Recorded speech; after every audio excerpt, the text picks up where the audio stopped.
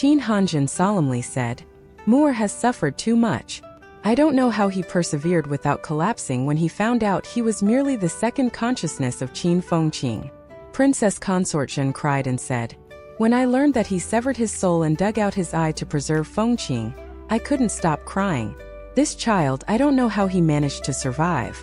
Fengqing had a mother, but he was a mere orphan. An orphan who was tortured like this. Qin Mu was the second consciousness in Qin Fengqing's body. Qin Fengqing, son of Yudu, had done too much evil and was thus sealed by Earth Count and exiled to the world of the living. Qin Mu's consciousness was born the moment he went from Yudu to the great ruins in the world of the living. Thus he was an orphan at birth. With him placed in a basket, Aunt Pinger escaped from the gods and devils of the celestial heavens with him. He drifted along the surging river when Aunt Pinger died, and it was disabled elderly village that adopted him. During his childhood and youth, Qin Mu thought he was unique. Then, he realized that he was but a mere second consciousness born from that body. That body didn't belong to him, and he didn't even have his own soul. Later on, when he faced the eternal peace calamity, he was surrounded. In the face of great despair, he dug out his own third eye to ensure that the son of Yudu, Qin Fengqing, didn't fall into the hands of the celestial heavens. He even severed his soul to send Qin Fengqing to Yudu. He only preserved the body that wasn't his in order for his consciousness to survive. In the end, he became a useless person in the eyes of others, a useless overlord body. Princess Consort Zhen and Qin Hanjin found it hard to imagine how Qin Mu survived all of these hardships.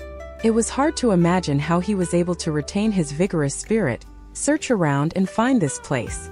Their love for Qin Mu contained not only tender parental love, but also guilt. If we told founding emperor this, he wouldn't have allowed him to be damaged in any way. Qin Hanjin drove the boat afar, consoling himself. Founding emperor has wanted to see him for a long time. He's an extremely powerful person. He must have a way to fix everything. Princess Consort Zhen nodded. She couldn't help but cry when thinking about Qin Mu suffering in the hands of the masters of creation. This is basically torture. In the land of the Xiao clan, Qin Mu was given a red robe and placed on the highest seat. He was clearly disconcerted. Just now, when the masters of creation changed him, they gave him a red belly band, which made Qin Mu feel uncomfortable. However, it was natural for a 2-year-old naughty kid to have a red belly band put on him. After all, kids at that age would run around half-naked with only their belly bands. Qin Mu wore one when he was 2 to 3 years old as well. He was even flicked by Grandpa Cripple and Grandpa Blind until he cried. This was the past that should have been dropped. He sat upon the highest seat. This stage was shaped like a sacrificial altar, which seemed grand to him but was small for an adult master of creation. Qin Mu sat on the top of it and felt like he was an offering placed on the sacrificial altar. He began to panic within. The masters of creation of the Xiao clan were too cordial. Not only did they let him sit in the highest seat, but they also came to visit him. Each one of them sat in front of him for a long time and stared at the eye in the heart of his brows, examining it before nodding and backing off happily. Qin Mu sat there honestly and let them examine him. After all, Xiao Zhong was behind him, which prevented him from escaping. These masters of creation who escaped into the Paramitha world have truly fallen. Xu Jun sized up everything around them using the eyes in his head, feeling bitter. Today's masters of creation still organize themselves with a tribal system. However, there were differences between them and the masters of creation of the past. The most notable difference was their buildings. The buildings here were extremely extravagant, delicate, and complicated. Each of the buildings was of a different elevation and had a picturesque quality. The masters of creation even visualized the mountains and land around it to decorate, carefully and beautifully, the surrounding landscape. Together, they formed a colorful and multi-layered picture that, when looked down upon from the sky, looked like a picture of a phoenix city, with the phoenix spreading its wings and flying high. Xu Jun was so pissed that his 2 eyeballs vibrated and bounced around in their sockets. He kept on repeating how it was a betrayal of tradition. However, what interested him and Qin Mu was how the masters of creation here had started to cultivate divine arts. They saw many children of Qin Mu's height working hard to visualize divine arts, attempting to use visualization to unleash their power. The young children of the masters of creation, even those who were just born, could cultivate. This was because they imparted wisdom via their consciousness. When a baby was born, an elder would personally come and use consciousness to impart the wisdom of the masters of creation race.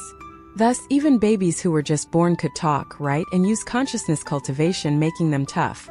There were even imposing masters of creation imparting knowledge about runes to these young children, teaching them the logic behind them.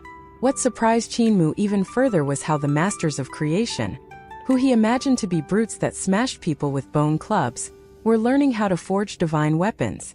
Those skilled masters of creation used their consciousness to forge and visualize weapons. Such weapons didn't pale in comparison to those forged from divine gold and metals. The masters of creation underwent a massive reform and are now catching up to this era. Qin praised in his mind. They are way more advanced than primitives like Xu Jun, a lot smarter too. Xu Jun would have been furious if he knew Qin thoughts. Xiao Zhong said to Qin, I have already notified all of the other clans of the appearance of the Holy Infant. The chiefs of the other clans, including the Great Purple Clan, the Pearl Mound Clan, the Peaceful Dragon Clan, and the Summer Stage Clan will all appear.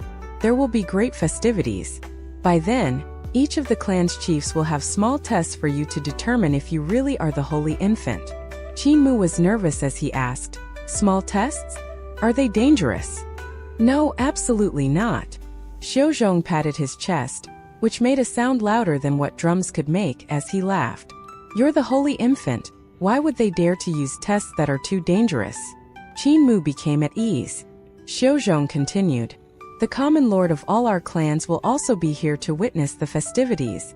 She is our king, the only divine king of the masters of creation. Qin was excited on the outside but bitter on the inside as he thought, will mom and dad come here to save me? Even if they do, they might not be able to save me from so many masters of creation chiefs. Even if founding emperor comes, the masters of creation might still win. Furthermore, there's a divine king. If I'm busted. After a long while, Qin finally finished seeing the masters of creation of the Xiao clan. There weren't many of them, only around 100,000. However, it took days to see all of them. These masters of creation circled the sacrificial altar, forming several large circles. This scene resembled what Qin saw at the Blood Rust Zone. At the Blood Rust Zone, he saw many skeletons of the masters of creation in circles around the sacrificial altar. In the center of the altar was a liquid light that coalesced into the form of Heaven Duke. This scene caused him to remember something unpleasant. Will these masters of creation visualize an ancient god to examine me? It's fine if I get busted, but if they decide to kill me, I'll be done for. As soon as he thought about that, Xiao Zhong stepped forward to the sacrificial altar and solemnly said, People of the Xiao clan, the Holy Infant has descended, and he will lead us, the masters of creation, to restore our former glory, sweep through the universe and reform it. The hundreds of thousands of masters of creation cheered, their voices like thunder that cut through the clouds. The Holy Infant is a gift from the heavens.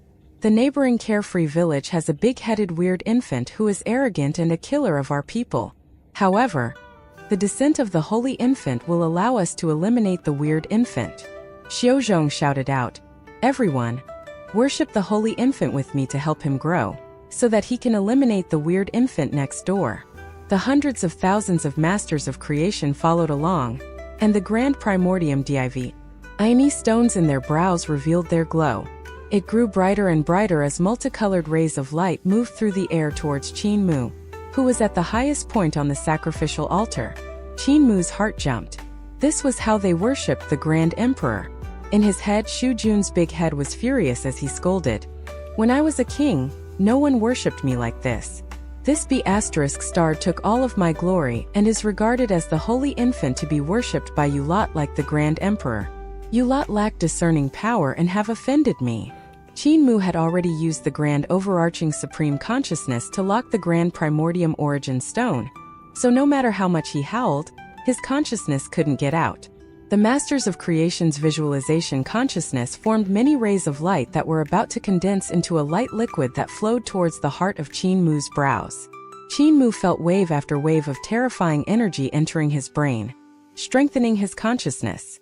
It elevated his corporeal body at a rate that amazed him. Hold it! Suddenly, a stern voice that came from a consciousness boomed in the air, causing the consciousness of the masters of creation around the sacrificial altar to break. The sacrifice was forced to stop. Xiaozhong frowned and looked towards the sound. There were extravagant boats, treasure carriages, rainbow phoenixes, flying dragons, and castles that flew towards them. On them were imposing masters of creation that radiated light. The light from the hexagon-shaped eye in the middle of their brows was even more shocking. They landed and shook each other's hands. Their transport soon became consciousness and dissipated.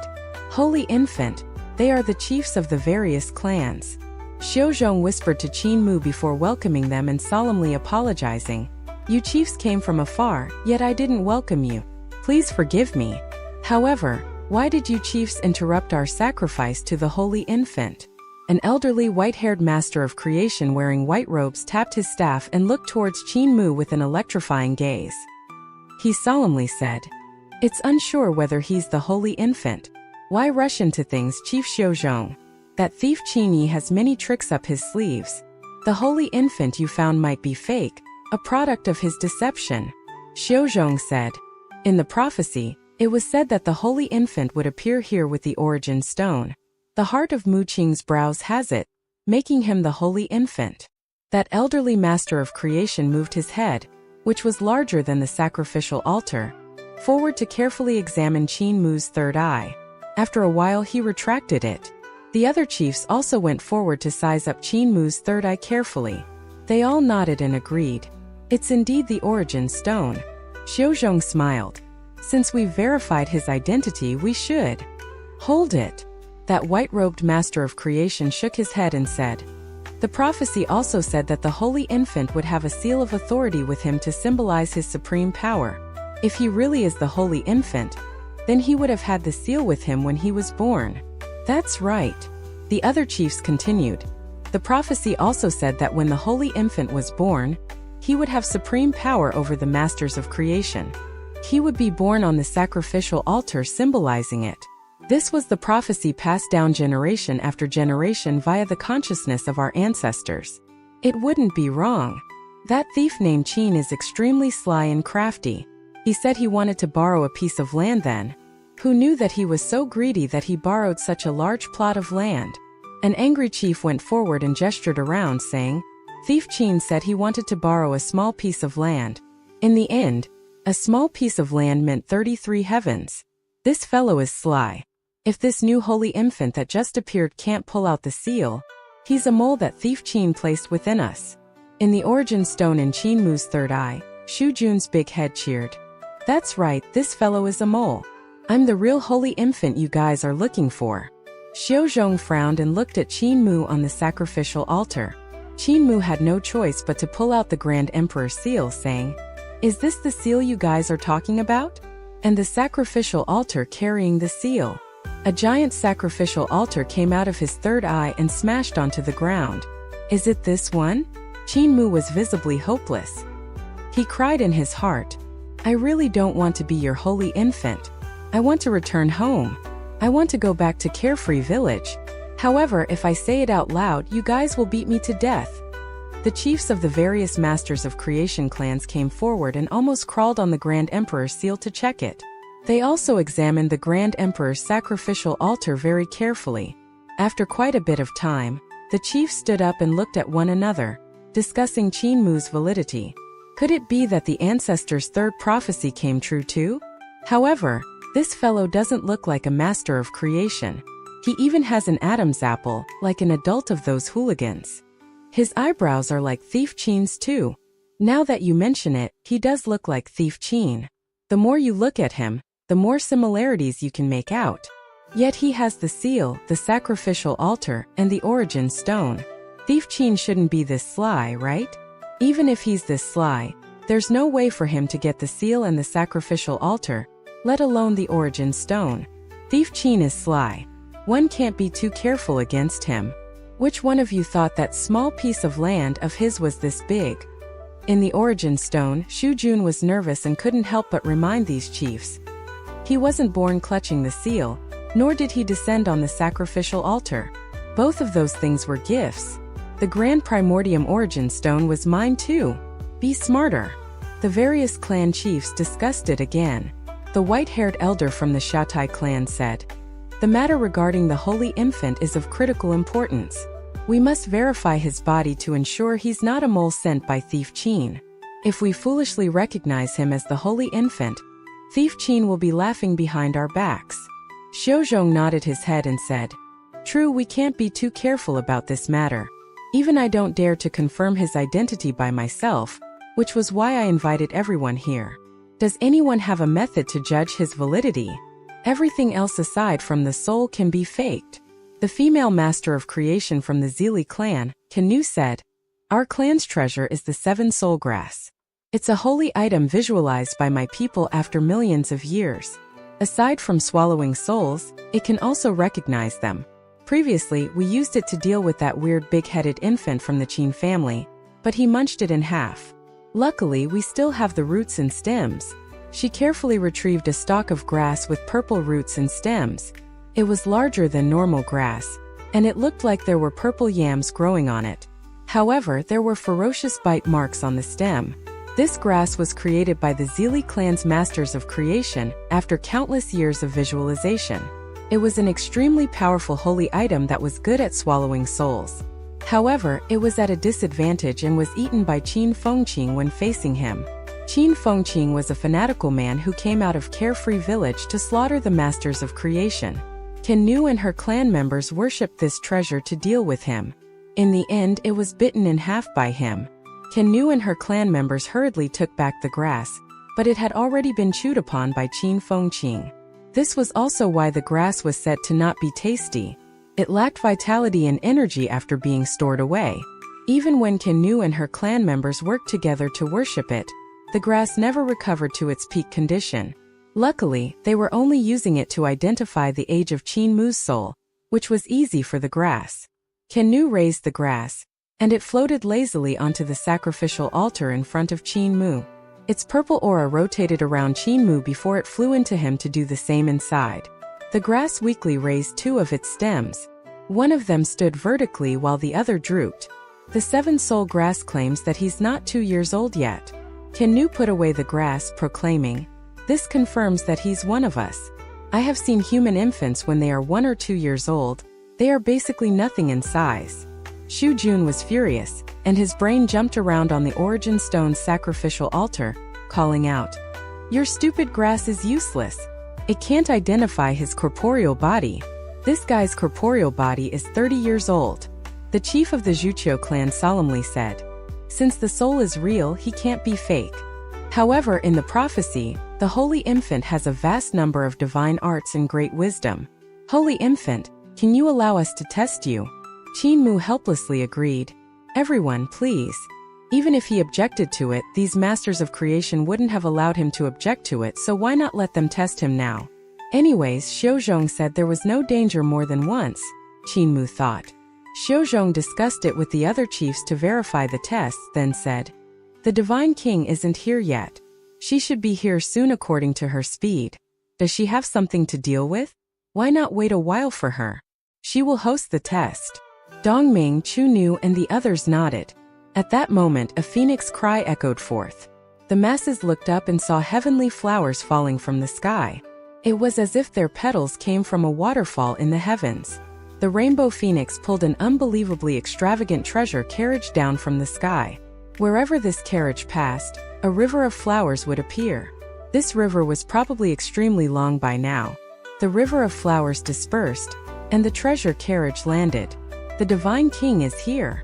The various chiefs and elders that came to the Xiu clan bowed down and said in unison, "Welcome, Divine King Langhua. Drop the formalities." The voice of a lady came from the carriage. Qin Mu looked towards it but couldn't see the lady within. However, her rainbow phoenix didn't become consciousness and dissipate, unlike the other Masters of Creation Chiefs' modes of transport. The Masters of Creation Chiefs' modes of transport were visualized, and thus they would become consciousness and dissipate after they landed. Yet, this Divine King Langhua's transport seemed to be powered by a real rainbow phoenix. Could these rainbow phoenixes be gods that were visualized? Qin Mu's heart fluttered slightly. If they became reality after visualization, these rainbow phoenixes are likely no different from ancient gods. Who is this Divine King Langhua? Divine King Shu Jun, have you heard of her? No. Shu Jun was shocked too, saying, during the Three Kings era they were ancient beings like me. Shu Jun, Bo Yang and Xian Fu. We were the Three Kings, and our position was only below that of the Grand Emperor. Bo Yang and Xian Fu died in the last battle. I haven't heard of this Divine King Langhua. Could she be a divine king crowned by the masters of creation of the future generations? The voice of Divine King Langhua came from the carriage. The descent of the Holy Infant is something to be celebrated. However, our ancestors prophesied that he would lead us out of the great void and recreate our glory. As such, we must know the capabilities of the Holy Infant. The chief of the Xiaotai clan said, we were waiting for you to test him. Divine King Langhua smiled. You all should have checked his identity and ensured that he is a master of creation already. So, have you all asked about his master and origin? Xiaozhong bowed quickly, reporting, the Holy Infant claims that his master is a master of creation called Shu Jun. The Holy Infant's consciousness is strong, just as strong as that of an adult master of creation. Shu Jun is thus likely a powerful person of ours. Shu Jun. A shocked voice came from the carriage, and Divine King Langhua laughed. So it's Divine King Shu Jun, one of the three primordial kings. Shouldn't he have been dead for millions of years? He's my senior after all, so I've heard of him. He was heavily involved in our defeat then. How could a dead person be his master? Oh wait, I know now. Her melodious voice rang out. Divine King Shu Jun, please appear for a while. Within the Grand Primordium Origin Stone in Qin Mu's third eye, Shu Jun gave a cold hump before plainly saying, how dare this junior look down on me? Qin Mu curiously asked, are you not going to see this Divine King Langhua? Shu Jun coldly laughed. For what? I'm a primordial divine king, while she is just a divine king crowned by the masters of creation of the future generations. If I go and see her now just because she called for me, my status would be cheapened. Besides, I only have a head left, one that's devoid of a brain. If I head out, I'll be laughed at, and I'll be throwing away the face of the divine kings. I'm not going. Qin Mu smiled. Divine king, I believe that a divine king who was able to introduce the divine treasures in Celestial Palace's cultivation system and reform the consciousness cultivation system must be one that's impressive and not petty. I wasn't talking about you, I was talking about Divine King Langhua. Shu Jun was furious and his head jumped as he angrily said, will you let me out even if I want to be out? Are you not afraid of me busting you, fake Holy Infant? Qin Mu smiled and replied, have you not realized it yet, Shu Jun? The Holy Infant in the three prophecies is me. Shu Jun was stunned and visibly perplexed. Now that he thought about it carefully, the Holy Infant described in the Masters of Creation's three prophecies was indeed him. There was no one else but him. Qin Mu acquired the Grand Primordium Origin Stone, and had the Grand Emperor's seal and sacrificial altar given to him by Celestial Venerable Yun. It seemed like fate had planned for him to come to the Paramitha world of the Masters of Creation to become their Holy Infant. Did the fact that he wasn't a Master of Creation really matter? In the three prophecies, the Holy Infant wasn't mentioned to be a Master of Creation, not once. Divine King Langhua's consciousness was spread all over the void, even within Qin Mu's brain. It rang out and said, Divine King Shu Jun, since you're here, why not show up? I'll head out. Shu Jun plainly said, every generation of ours has had talented beings. I don't believe that the previous generations will always be outdone by the later ones. I don't believe that this Divine King Langhua's knowledge and experience surpass mine. Take away the grand overarching supreme consciousness. Qin Mu heard him and took it away. Before Divine King Langhua could continue, a giant head appeared from the heart of Qin Mu's brows and fell on the sacrificial altar. Shu Jun lazily said, Divine King Langhua, why are you making such a big ruckus? Beside the carriage, two rainbow phoenixes peeked out, and they used their beaks to hold on to the drapes and pull them aside. A divine lady rose and walked out of the carriage. Her phoenix crown and jade wreath drooped and wobbled as she walked. I hereby pay my respects to Primordial Divine King Shu Jun. That lady had an elegant and beautiful demeanor. Qin Mu's head was blank as he realized something was wrong. There really is a Zhu Wuchen in this world. His mind was blown. Divine King Langwa looked exactly the same as Zhu Wuchen. She was as perfect, as charming, and as mesmerizing as her. Impossible. Impossible. Zhu Wuchen was created by Celestial Venerable Ling to seduce perverts like the ancient Celestial Emperor.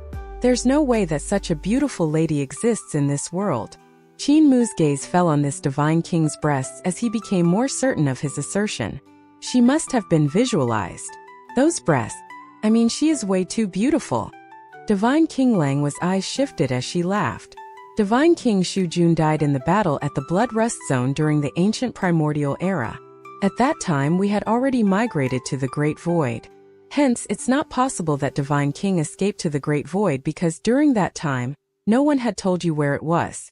On the sacrificial altar, Divine King Shujun gave a snort, looking very unhappy. However, what Divine King Langwa said was correct.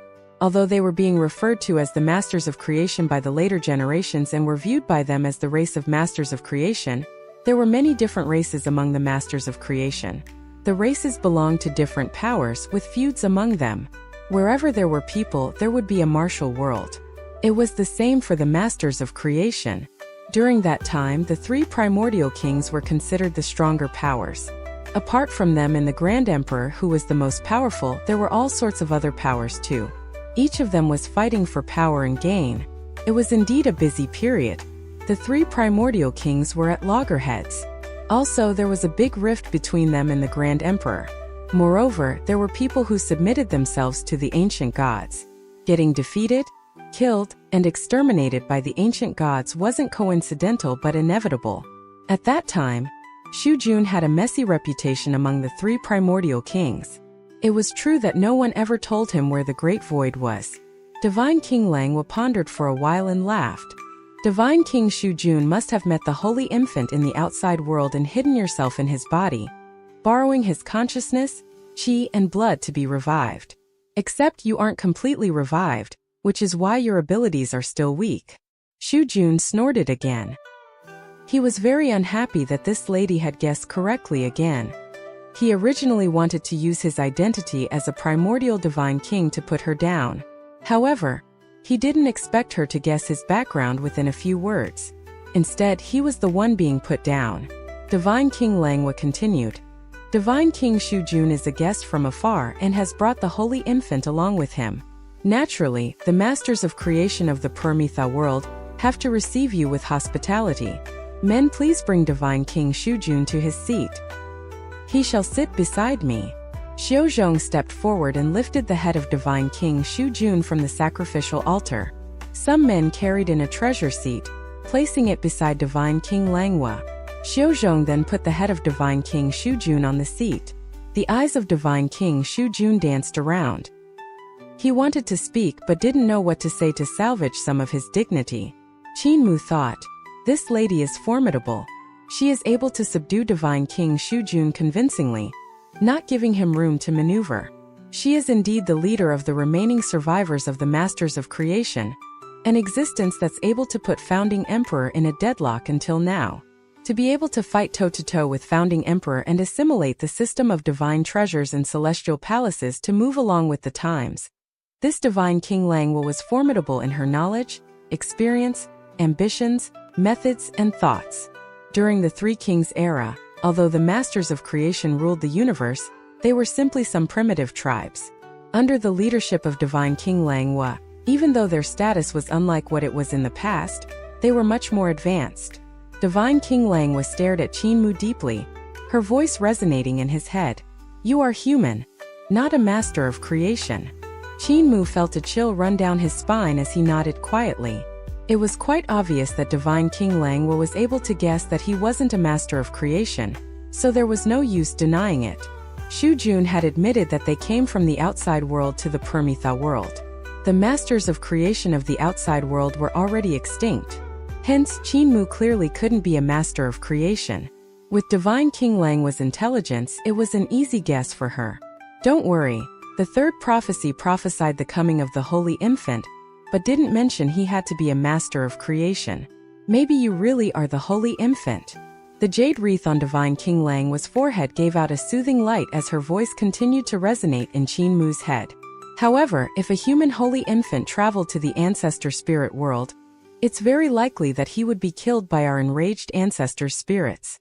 Even if they don't, when our people find out about your true identity, they'll kill you. Qin Mu blinked. Divine King Lang would continue talking.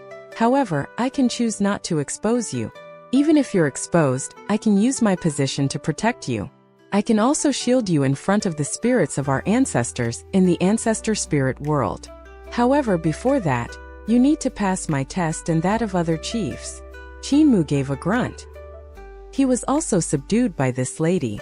Divine King Lang was done communicating with him. She laughed coldly and said, "Since this is the holy infant who descended, he must have an extraordinary consciousness, corporeal body, battle methods, and intelligence so that he can lead our people out of the Permitha world to return to the ancestral court. Hence, my test will be divided into 4 parts. Since the holy infant isn't yet 2 years old, for the first test, a test of consciousness, we shall pit him against an adult master of creation." Xiaozhong said to Qin Mu, "Didn't I say this wouldn't be dangerous?" Qin Mu heaved a sigh of relief and thanked him. Divine King Lang said, "The second test is a test of the corporeal body. Like the previous test, you will be pitted against an adult master of creation. The third test is on battle methods and will be in a similar format. The fourth test is on intelligence, which I will administer personally. Does anyone have any objections?" Xiaozhong smiled at Qin Mu. "See, these are very simple tests. With the holy infant's abilities, it will be very easy." Qin Mu had some uneasiness in his heart. Tests of the corporeal body or battle methods may look conventional, but he was unfamiliar with the Masters of Creation's corporeal body battle techniques and consciousness visualization battle techniques. The various chiefs discussed among themselves and didn't have any objections. "I have objections." On the treasure seat, Shu Jun's giant head jumped and laughed heartily. "These 4 tests are too simple. After all, the holy infant is my disciple. These puny tests are as easy as flipping a palm to him." Qin Mu was furious. "This fellow is causing trouble for me." Divine King Lang laughed. "Divine King Shu Jun, you may not know this. The 4 tests may seem simple, but actually they are very difficult. The first test of consciousness is to create things from visualization. He won't be competing against 1 adult master of creation but 9. The 9 masters of creation will mobilize their consciousnesses at the same time to disrupt his visualization. If he is able to suppress these 9 masters of creation and visualize successfully, he will pass the test." Xiaozhong's expression changed slightly. The rest of the chiefs also couldn't help but have a change in their expressions. Shu Jun chuckled. This disruption by the 9 masters of creation can be considered a battle of consciousness. If he's not careful, the holy infant will be attacked by their consciousnesses until he becomes an idiot. This is more like it. The test is interesting. Disciple, are you afraid? I'm not afraid. Qin Mu revealed a simple and honest smile as he looked at Shu Jun's head. Shu Jun was spooked by his gaze. He thought to himself, when I return to the origin stone, this little fellow won't let me off.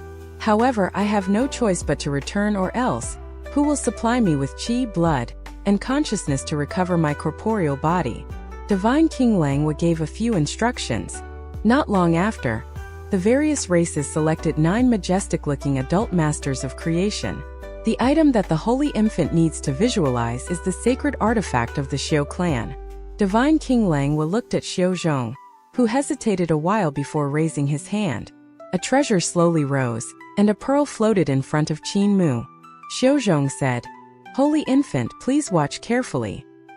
His consciousness exploded as he mobilized the pearl, which suddenly expanded.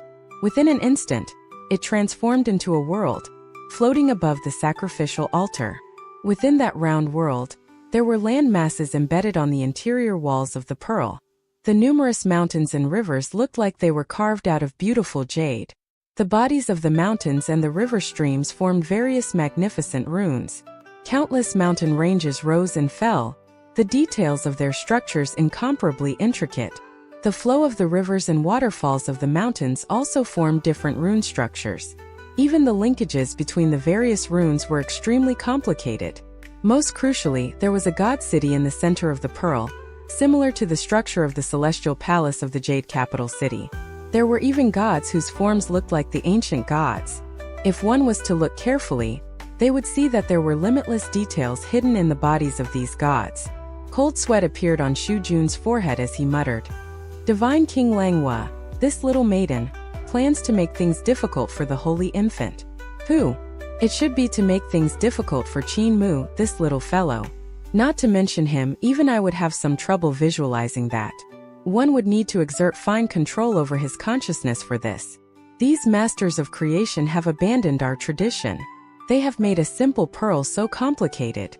The vertical eye at the heart of Qin Mu's brows opened, and a screen of light surged forth like a plow harrow, going through every corner of the Xiu clan's sacred artifact carefully, be it mountains, rivers, or that Jade Capital City. Qin Mu closed his eyes and sat on the sacrificial altar without moving. Below, over 10,000 masters of creation were silent, looking at him nervously. Suddenly, Qin Mu opened his eyes and said, "I'm ready." Divine King Langhua said, "The 9 masters of creation will use their consciousnesses to attack, attempting to thwart your consciousness. Don't let your guard down." Qin Mu nodded. Divine King Langhua signaled the 9 masters of creation. Their consciousness immediately exploded, gushing out majestically from their third eyes at the hearts of their brows. Although consciousness was formless, they conjured up waves of hurricanes and thunderbolts that charged towards Qin Mu on the sacrificial altar. Immediately after the consciousnesses of these 9 masters of creation exploded, Qin Mu's consciousness surged forth. However, he wasn't trying to visualize the pearl. Instead, he gathered all of his consciousness and directed it at the 9 masters of creation. Boom! The space around the sacrificial altar shook violently as 10 powerful consciousnesses collided. Qin Mu's consciousness abruptly transformed into the great overarching heaven, suppressing the consciousnesses of the 9 masters of creation. Within a second, their consciousnesses were crushed and forced back into the heart of their brows. "Seal!" Qin Mu gave a low shout, and the bodies of the 9 masters of creation shook violently. Instantly, the hexagon-shaped vertical eyes at the hearts of their brows were turned into dust and sealed by his consciousness layer by layer, so as to prevent them from mobilizing their consciousness to break out of the heart of their brows. After Qin Mu had sealed the 9 masters of creation, he retracted his consciousness and began to visualize. "This is truly the Holy Infant." Chief Dongming couldn't help but give his praises, laughing. If he focused on visualizing the Jade Capital Pearl of the Xiu clan, he would have been taken advantage of by the 9 masters of creation. There's a chance he might even have been attacked until he was turned into an idiot. However, after sealing their consciousnesses, he can visualize unhurriedly, not fearing any disturbance. Other chiefs nodded their heads one by one.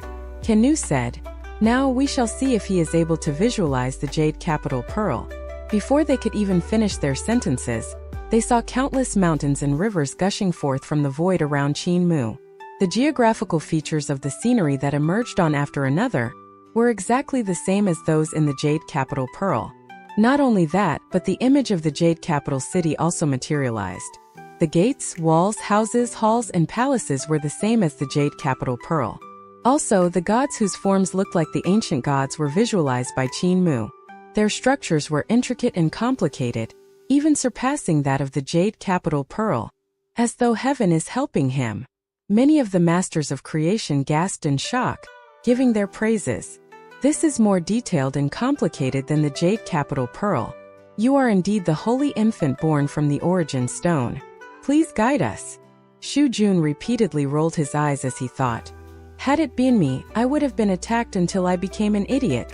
No, it can't be. I don't have a brain." Besides visualizing the Jade Capital Pearl, one also had to materialize it from illusion before one could complete Divine King Langhua's test. One had to visualize and turn into reality all of the mountains, rivers, trees, runes, buildings, and even ancient gods in a detailed manner. This was the part that truly tested masters of creation's consciousnesses. If Qin Mu hadn't sealed those 9 masters of creation and they caused trouble, he couldn't have visualized the Jade Capital Pearl nor turned it into reality. However, now he had plenty of time to do so.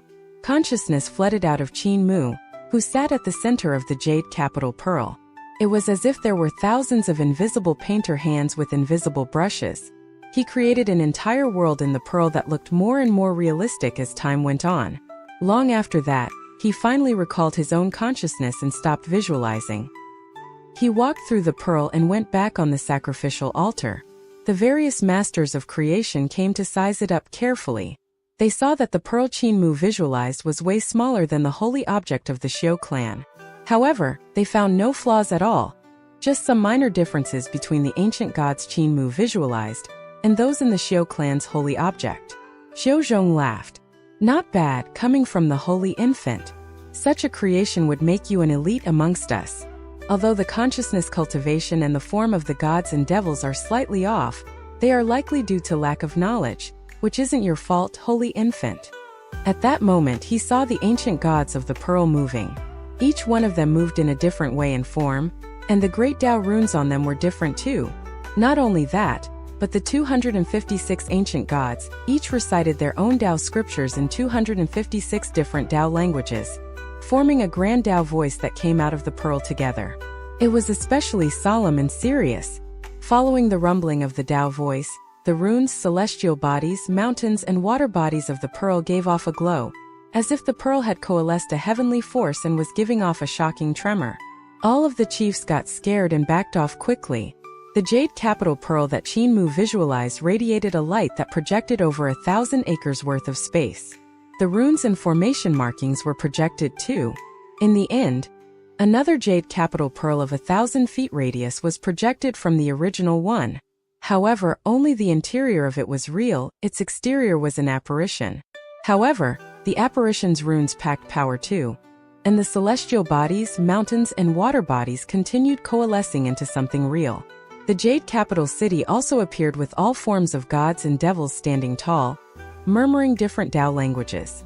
The jade capital pearl apparition shook as it gave off light and projected itself again, forming a third jade capital pearl that was even larger outside the two that were already formed. Those around the sacrificial altar were shrouded by it, mesmerized by the third heaven formed by the second projection. The third heaven projected again, forming the fourth heaven, then the fifth and the sixth. After forming the sixth heaven, the projected apparition dimmed and was unable to project itself again. Qinmu stood on the sacrificial altar as the god eye at the heart of his brow shut itself. The heavens dissipated too, leaving the pearl as a spirit pearl the size of the tip of his finger in his palm. Xiao Zhong, can your Xiao clan use your holy object like this? Asked the Zili chief, Kanu. Xiao Zhong was stunned. He shook his head and replied, No. Qinmu gave him the jade capital pearl he visualized, saying, The ancient gods your clan visualized lack some runes. Hence, they were unable to project the second heaven. I have made up for it, so if someone has a strong enough consciousness, they can project a second heaven from the pearl and turn it into reality. My consciousness isn't strong enough, so I can only project 6 heavens. The Xiao clan is truly powerful. The power in this jade capital pearl is astounding. He couldn't help but praise.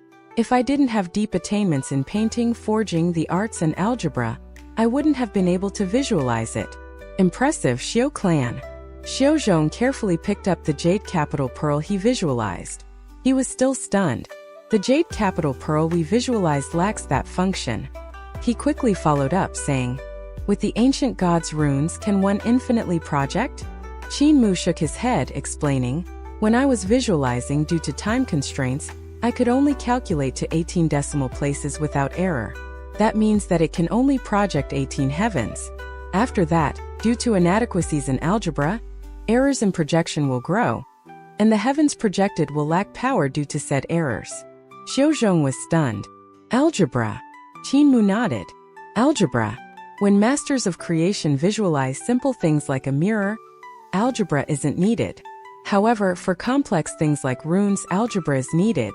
With algebra alone, I wouldn't be able to create a perfect sphere, but with visualization, I can make the objects forged more accurate to my imagination. If it was accurate enough, one could infinitely project with a strong enough consciousness. Xiao Zhong was still perplexed. Qinmu was helpless. He shook his head lonelily. These masters of creation didn't know about algebra. They had no need for algebra, for they could visualize the most perfect surfaces and any formation markings.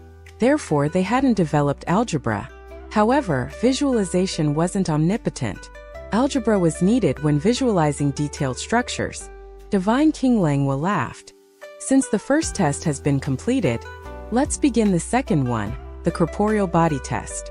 This one is simple, it's just combat using corporeal bodies. There's no using consciousness, one has to fight with the corporeal body only. Another 9 masters of creation walked out. They were imposing in size. Qin Mu's heart fluttered as he looked at Xiuzhong, whispering, "Not dangerous?" Xiuzhong was brimming with confidence as he replied, "It's not for the holy infant." Qin Mu glanced at Xu Jun as he proudly called out, "Use the consciousness training technique I taught you. You'll definitely beat them." Qin Mu was furious. This fellow had only imparted the 3 enclosures higher knowledge, not the consciousness training technique. Qin Mu had to exchange with Xu Jun for his consciousness techniques, so all of the consciousness techniques he cultivated were incomplete. The training technique Qin Mu comprehend came from the Grand Emperor's grand overarching supreme consciousness. It taught him to make his body the universe and hide 2,000 ancient gods within it. The grand overarching supreme consciousness was powerful, but he had only cultivated it for a short time, which made it hard to ascertain whether he could compete with these mature masters of creation. Qin Mu calmed himself down, stabilized his breath, and utilized his consciousness. Immediately, it flooded into his third eye from his brain. It went through the grand primordium origin stone and became the grand overarching sky. His consciousness exploded in the grand primordium origin stone. He used his head as the celestial heavens, his dantian as Yuandu, his sea of qi as the ruins of end, his yongquan as Yudu, his limbs as the 4 poles 4 symbols, and his spine as the 33 heavens. The celestial heavens consciousness came from the ancient celestial emperor, while Yuandu came from Mother Earth, the sea of qi came from celestial empress sister, and yongquan came from earth count. The 4 limbs came from the green dragon, white tiger, vermilion bird, and black tortoise. This allowed the spine's 33 heavens to form nearly 2,000 ancient gods. He utilized his overlord body 3 elixir technique, combining them to form an internal universe. Boom! A master of creation tried to punch him, causing space to rupture. The strongest thing about masters of creation was their corporeal body. They visualized it with the consciousness to elevate it, making their race the race with the strongest corporeal bodies in history. It was a simple punch without any attainments from the martial arts path, yet it was extremely strong. Qin Mu stood on the sacrificial altar, receiving their punches with punches of his own. Compared to those mountain-sized punches of the masters of creation, his were way smaller. At that moment, the other 8 masters of creation swung at him in unison from different directions. Qin Mu's color changed slightly, and with one swing of his body, he grew 3 heads and 6 arms. Yet, 6 arms weren't enough to fight against 9. He blocked 6 of them, but he couldn't block the other 2 and was squashed by them. Another master of creation attacked from above. His punch came from above, and it almost hit the sacrificial altar. A violent rumble came, and the surrounding masters of creation dared not look. The scene must be bloody. Qin Mu, being smashed by 2 masters of creations first, must have been crushed like a little fruit. However, those 2 masters of creation could see it clearly. Their punches didn't collide, as the small Qin Mu between their mountain-sized fists wasn't squashed. He used his corporeal body to resist it, and his face didn't change shape even once during the ordeal. Qin Mu was stunned too. The Grand Emperor's grand overarching supreme consciousness is truly strong. His corporeal body was as strong as the ancient celestial emperor's. Qin Mu let out a long howl and fought back, sending out 2 punches. Those 2 masters of creation flew back as a result. Qin Mu withstood the punch from the master of creation in the air like a nail, standing straight on the sacrificial altar. It had already sunk into the ground because of the attacks, yet Qin Mu stood still. Qin Mu punched up, and that master of creation in the air spat out blood as he flew into the clouds, dyeing them red. The other 6 masters of creation wobbled and visualized 8 arms to rain down punches. The exploding sounds didn't stop. Soon, the sound of bones cracking came as giant bodies flew into the air and fell back one after another. Those mature masters of creation had their arms broken apart in the air, and blood flew out like mist as a result. On the sacrificial altar, Qin Mu dispersed his arms and heads, recovering his real body. He clutched his big red robe and sat down. Divine King Langwa clapped her hands and ordered people to send the 9 masters of creation to rest. Although they were injured, they could use their own consciousness visualization to recover their corporeal bodies. Thus, their injuries weren't serious. This was why Carefree Village couldn't gain the upper hand against the masters of creation. They were unkillable. As long as their consciousness was still around, they could recover and continue fighting. Until the son of Yudu Qin Fengqing's arrival, that is. He swallowed their souls whole, causing them to suffer heavy casualties. Hence they saw him as a big enemy. Divine King, what's the third test? Qin Mu was in high spirits as he asked with a smile. Divine King Langwa smiled back. The third test is on your consciousness divine arts. Another 9 masters of creation stepped forward. They sat down around the altar and closed their eyes, leaving only the hexagon-shaped eye in the center of their brows open. Qin Mu frowned and looked at Shu Jun. He didn't know a lot about consciousness divine arts. Shu Jun didn't teach him much, and there weren't any complete consciousness divine arts in the Grand Emperor's consciousness. Qin Mu clenched his teeth and closed his eyes, opening the one in the heart of his brows, thinking, divine arts were created by people. Since they did it before, I can do it too. I'll create it now and face off against these masters of creation here. He quietly encouraged himself. I'm the overlord body, I can do it. One of the masters of creation had a light shining from his forehead. A golden dragon swam out of it, showing off its claws and teeth and spitting out clouds and mist. Qin Mu was slightly flustered. This master of creation visualized a real divine art. How is that any different from using vital qi to construct runes to form a dragon-shaped divine art? If I can use consciousness to replace vital qi, can I do the reverse? He thought about it, and consciousness flowed out of the heart of his brows, forming a golden dragon that swam out of it. It soon fell on the ground. Was I visualizing Fatty Dragon? Veins popped out of Qin Mu's forehead.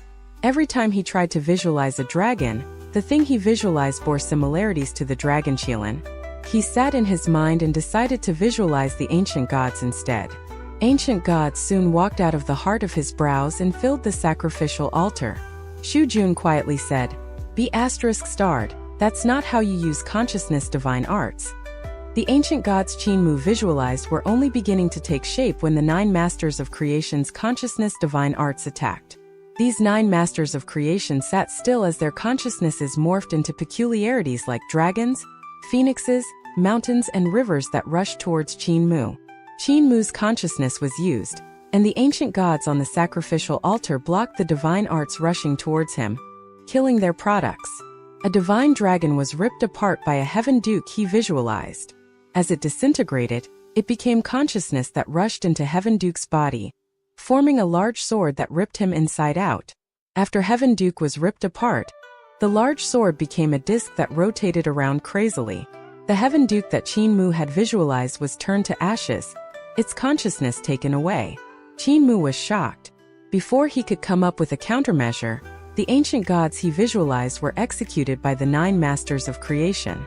The visualized Earth Count had its horns ripped off, and its eyes stabbed, while Mother Earth was beaten to death and incinerated into ashes. The other ancient gods died brutally too. At best, they could survive 1 or 2 hits before being refined. Cold sweat burst out of Qin Mu's forehead. The ancient gods he visualized were strong, but they weren't as strong as the masters of creation's consciousness divine arts, which he underestimated. Shu Jun never taught him any consciousness divine arts either, which caused his formation of ancient gods to be broken immediately. The masters of creation's consciousnesses were peculiar and hard to defend against. Their divine arts had no solid state. If they visualized a dragon or phoenix, they could morph into other forms immediately to target the weaknesses of the ancient gods he visualized. This was completely different compared to divine arts coming from vital qi runes. He could control these visualized ancient gods and even use them to deploy divine arts. However, they weren't strong enough to withstand these masters of creation's consciousness divine arts. The prowess of the ancient gods he visualized was less than gods who reached the god realm. He visualized in a frenzy, creating one ancient god after another to defend the sacrificial altar, and blocked the 9 masters of creation's consciousness divine art attacks. Yet, they visualized more and more divine arts. Them breaking through his defensive position was only a matter of time. Consciousness divine arts are so hard to deal with? Thousands of thoughts flashed through Qin Mu's head as he tried to think of a way to deal with this quickly. However, it was extremely difficult for him to comprehend a way to adapt to these consciousness divine arts. It was especially difficult since he had to face 9 mature masters of creation at the same time. Divine King Shu Jun, are the divine arts of the 3 kings of the primordial era so gross? Divine King Langwa glanced at the head on the throne, vaguely laughing and saying, "The holy infant is like a kid who doesn't understand consciousness divine arts like you. The way he uses his consciousness is hilarious. It's unexpected that Shu Jun, one of the 3 primordial kings, is of such a standard." Shu Jun gave a cold humph and was visibly displeased. "I didn't impart my consciousness divine arts to him. If I did, he would be able to take down 100 masters of creation easily, let alone 9. Divine King Langwa frowned slightly and whispered, "So the holy infant hasn't learned consciousness divine arts yet?" Shu Jun was silent. Divine King Langwa's brows furrowed. Qin Mu, unexpectedly, hadn't learned consciousness divine arts yet. She thought that Shu Jun was Qin Mu's master, and thus would have imparted his divine arts to him. That would have rendered the test Qin Mu was facing passable, if not easy. The idea of Qin Mu not knowing a single consciousness divine art hadn't crossed her mind at all. If this goes on, he won't last for much longer. Divine King Langwa relaxed herself and thought, after he's dead, we can retrieve the Grand Primordium Divine Stone, the Grand Emperor's Seal, and the Grand Emperor's Sacrificial Altar to create another holy infant. As soon as she thought that, Qin Mu suddenly fell asleep on the sacrificial altar on his side. Divine King Langwa was stunned. Sleeping at such a point in time. On the sacrificial altar, Qin Mu utilized the Boundless Calamity Sutra. And suddenly, countless small Qin Mus appeared on the sacrificial altar. They were noisy as they fought around, making a scene. These small Qin Mus were imitating the 9 masters of creation's divine arts, attempting to attain an ever-changing consciousness like the masters of creation had. Soon, these little Qin Mus' corpses littered the floor. Some exploded from their opponent's consciousness divine arts, while some had their heads chopped off. Some were pulverized by large mountains, while some were torn in half by 2 dragons. Some had divine flames bursting from their bodies, dying from self-immolation. Some of them even spewed out water from every pore of their body, drowning as a result. The scene was extremely violent and brutal. The scene was bustling on the sacrificial altar. However, the 9 masters of creation's divine arts had already reached their peak. Suddenly, Qin Mu opened his eyes violently, and the dream world collapsed. The little Qin Mus, who had died in various ways, dissipated like it was a dream. Qin Mu sat up and closed his eyes, and his god eye opened. He created electricity and lighting all over the sacrificial altar out of nothing. It formed a grand thundercloud that rained thunder and lightning like rain. The area around the sacrificial altar soon became an ocean of thunder and lightning, beating the 9 masters of creation's divine arts to a pulp, filling them with holes. They were put in a still state as a result. When the lightning landed, it morphed into countless sprouts that grew with the wind, making the entire sacrificial altar a green primordial forest. Those 9 masters of creation were about to control their consciousnesses when a gust of wind suddenly blew sand towards them, drowning the forest. The divine winds picked up the newly formed blazing divine flames and rushed towards them. The sea of fire was beside them in an instant. The heart of the 9 masters of creation's brows had great light coming from them. They worked together and used their consciousnesses to counter it, but the void cracked open, and suddenly countless stars appeared, forming a galaxy in front of them. New stars kept flooding out of the galaxy, pulling Qin Mu and the Sea of Fire further and further apart.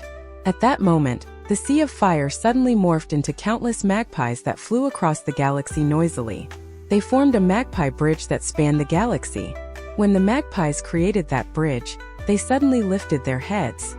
Each one of them became a large snake that opened their mouths, hunting the 9 masters of creation. They were shocked and modified their consciousnesses and divine arts again to become a large web that was hurled towards the large snakes. 9 large snakes went into the web and suddenly dispersed, becoming rolling consciousness that drilled into the tops of their heads. The 9 masters of creation opened their eyes and refused to move, their foreheads pouring cold sweat. Qin Mu's consciousness had invaded their corporeal bodies, and by visualizing any large creature, he could implode their corporeal bodies. That's enough. Divine King Lang's voice came just at the right time. Qin Mu's consciousness instantly flew out of these 9 masters of creation's bodies, forming 9 invisible jet streams that returned to the heart of Qin Mu's brows on the sacrificial altar. Divine King Lang leaned over and said to the large head beside her, as expected of Divine King Shujun, one of the 3 primordial kings, "You lied to me about not teaching him anything, didn't you? It seems his consciousness divine art attainment isn't bad after all." Shujun was stunned as he murmured, "I really didn't." "Wait, I did. Naturally, as a primordial divine king, I have my own tricks. Although I may have been careless in teaching him these shallow consciousness divine arts, it's enough to deal with your well-trained masters of creation." His expression remained unchanged. Divine King Lang smiled a little before standing up and saying, "The Holy Infant has passed the 3 big tests. Although they were difficult, given the Holy Infant's abilities, he naturally passed them. The last test is his intelligence." She walked up to the sacrificial altar leisurely. Light flooded out of the heart of her brow as if it was paving a realm, enveloping Qin Mu. Qin Mu's heart fluttered as he looked outside from the realm. Outside of the sacrificial altar, the masters of creation's actions were unbelievably swift as fleeting shadows. He looked up and saw that the sun in the sky was moving at an unbelievably fast speed too. It set almost as quickly as it rose. The rising of the moon and the setting of the sun was near instantaneous. In a split second, the sun and moon changed position as many as 3 times. The Supreme Consciousness Realm. Qin Mu's heart shuddered. Divine King Lang stood beside him, whispering, "This divine art realm is our enemy's ultimate technique. You have to use your own intelligence to break it to pass my tests. If not, even if you are the Holy Infant, you will die to it." Qin Mu whispered back, "Grand Emperor?" Divine King Lang's heart was slightly jolted as she looked down at him. Compared to her, Qin Mu was extremely small. She was the divine king of the masters of creation, and had a corporeal body as large as that of goddess of heavenly Een. Qin Mu was minuscule standing beside her. "It is indeed the Grand Emperor's divine art." Divine King Lang didn't deny it, saying, "The Grand Emperor betrayed us and almost made us extinct. I will avenge us no matter what. I exist solely to get revenge on him. However, although I can imitate his divine art, I don't dare say I can break it." Qin Mu frowned and probed her. "So you're saying that the Grand Emperor is still alive? I saw him dead in the Great Void, though." His corporeal body was trapped in the Supreme Consciousness Realm by Celestial Venerable Yun and the Masters of Creation. Divine King Lang shook her head and shrank her corporeal body to the size of Qin Mu's, then said, "The Grand Emperor must still be alive." Countless Masters of Creation worshipped him then, making him the strongest being in the world with the strongest corporeal body and consciousness. "He couldn't have been stuck there," she whispered. "He has a consciousness that can't be wiped. He can survive in any form, even without his corporeal body, soul, or part of his consciousness. The Grand Emperor that died in the Great Void was merely a part of him. He has other parts of him that are still living in the ancestral court." Qin Mu frowned. One could only use the undying God consciousness to exist forever after cultivating to the level of Crimson Emperor. One could only completely eliminate Crimson Emperor after getting rid of his undying God consciousness. A being like the Grand Emperor, a monster shaped by countless masters of creation, must have a stronger consciousness than Crimson Emperor. It would be extremely difficult to eliminate him. Why does he want to eliminate the masters of creation? Qin Mu was perplexed as he asked, "Is he not of the same race?" "It's because of how it was the masters of creation who created him. If they can create him, they can create others like him. He wants to eliminate all other masters of creation for the longevity of his rule." Divine King Lang told him a chilling fact. "Now more than half a year has passed. You need to speed up. You have unlimited time to break this realm with me beside you. I cast this realm that even I can't walk out of." Qin Mu's heart fluttered as he looked at the girl beside him. He suddenly came to his senses and took his eyes off of her breasts, reminding himself, Qin Mu, you must hang on without Fatty Dragon beside you. He steadied himself and tried not to look at this girl with her white skin that was as smooth as jade. Qin Mu retrieved the Grand Emperor's seal and the Grand Emperor's sacrificial altar. Divine King Langwa commented, if you take these two things out in front of the Grand Emperor, you are essentially looking to die. Qin Mu put them away and carefully sized up the Supreme Consciousness Realm. He used those two treasures to break the Supreme Consciousness Realm in the Great Void. Without them, he found himself helpless against it. There must be a way, there must be a way. He walked around as the sun rose and set above him. The sun and the moon swapped places repeatedly. A year has passed. Divine King Langwa reminded him. Qin Mu panicked. Suddenly, he had a flash of inspiration, and a peachwood hairpin appeared in his hands. Divine King Langwa was perplexed as she looked at it. Qin Mu utilized his vital qi to activate the hairpin. With one wave, the entire Supreme Consciousness Realm split open. The moving moon stopped, and the stars hung on the east side stationary. Everything outside returned to normal. Divine King Langwa was stunned as she looked at the scene. She was unable to speak. Qin Mu was stunned too, and he suddenly felt a chill. He continued, I figured it out. I know who killed Celestial Venerable Ling. To him, Celestial Venerable Ling must die. Divine King Langwa remained shocked and looked as though she hadn't heard him. Qin Mu made a stroke with the peachwood hairpin, breaking open the Supreme Consciousness Realm that had plagued her for countless thousands of years. It was simply too shocking. To an outsider, Qin Mu had used a year to break through the Supreme Consciousness Realm. However, to her, Qin Mu only used a short amount of time to think before using a hairpin to break through this peerless realm. Who killed Celestial Venerable Ling? She asked blankly. Who is Celestial Venerable Ling? Qin Mu paced around excitedly on top of the sacrificial altar and laughed heartily. The Grand Emperor. It was him. The fellow who controlled Celestial Emperor's corporeal body to kill Celestial Venerable Ling. Divine King Langwa was still lost.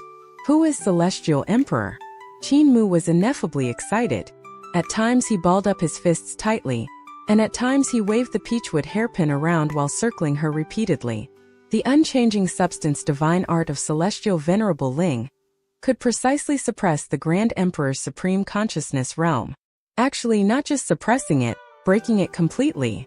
The consciousness of the Supreme Consciousness Realm freezes space-time, creating an unmoving space-time and the strange phenomena of the outside world changing at great speed. Anyone who enters his Supreme Consciousness Realm freezes. However, the unchanging substance divine art of Celestial Venerable Ling may not exist in this concept known as time. The so-called flow of time is only a facade caused by changes in substances. Their divine arts were at two extreme ends of the spectrum. One uses consciousness to determine substance, while the other uses substance to determine consciousness. It seems that the Grand Emperor comprehended the great Tao of space-time control. However, Celestial Venerable Ling's divine art showed him that his strongest ultimate skill was merely a facade caused by changes in substance. His Supreme Consciousness Realm was just an illusion that was punctured by Celestial Venerable Ling's unchanging substance divine art. That's why Celestial Venerable Ling had to die. As long as Celestial Venerable Ling lives, he can't be considered peerless. Although there were many Celestial Venerables in the Heaven Alliance with reasons to kill her, their reasons weren't as pressing as his.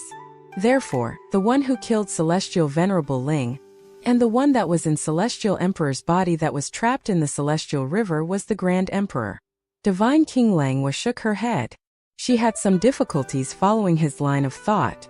However, the part about how consciousness determined substance was indeed the essence of the race of masters of creation. This particular sentence could describe their race's divine arts and civilization. However, using substance to determine consciousness was something new and novel to her. Qin Mu raised his head towards the sky as his gaze flickered. He lowered his voice and said, "In that case, why did the Grand Emperor use Celestial Emperor's corporeal body to assassinate Celestial Venerable Ling? This shows that if he didn't resort to that, he would have been unable to deal with her. This also shows that he hid in the celestial heavens and was one of the leaders. Once he killed Celestial Venerable Ling and destroyed the corporeal body of Celestial Emperor, there would be no one in the celestial heavens who would be able to threaten him anymore. As Divine King Langwa looked at this fellow who hadn't yet reached 2 years old, she actually felt that he was quite charming when analyzing mysteries.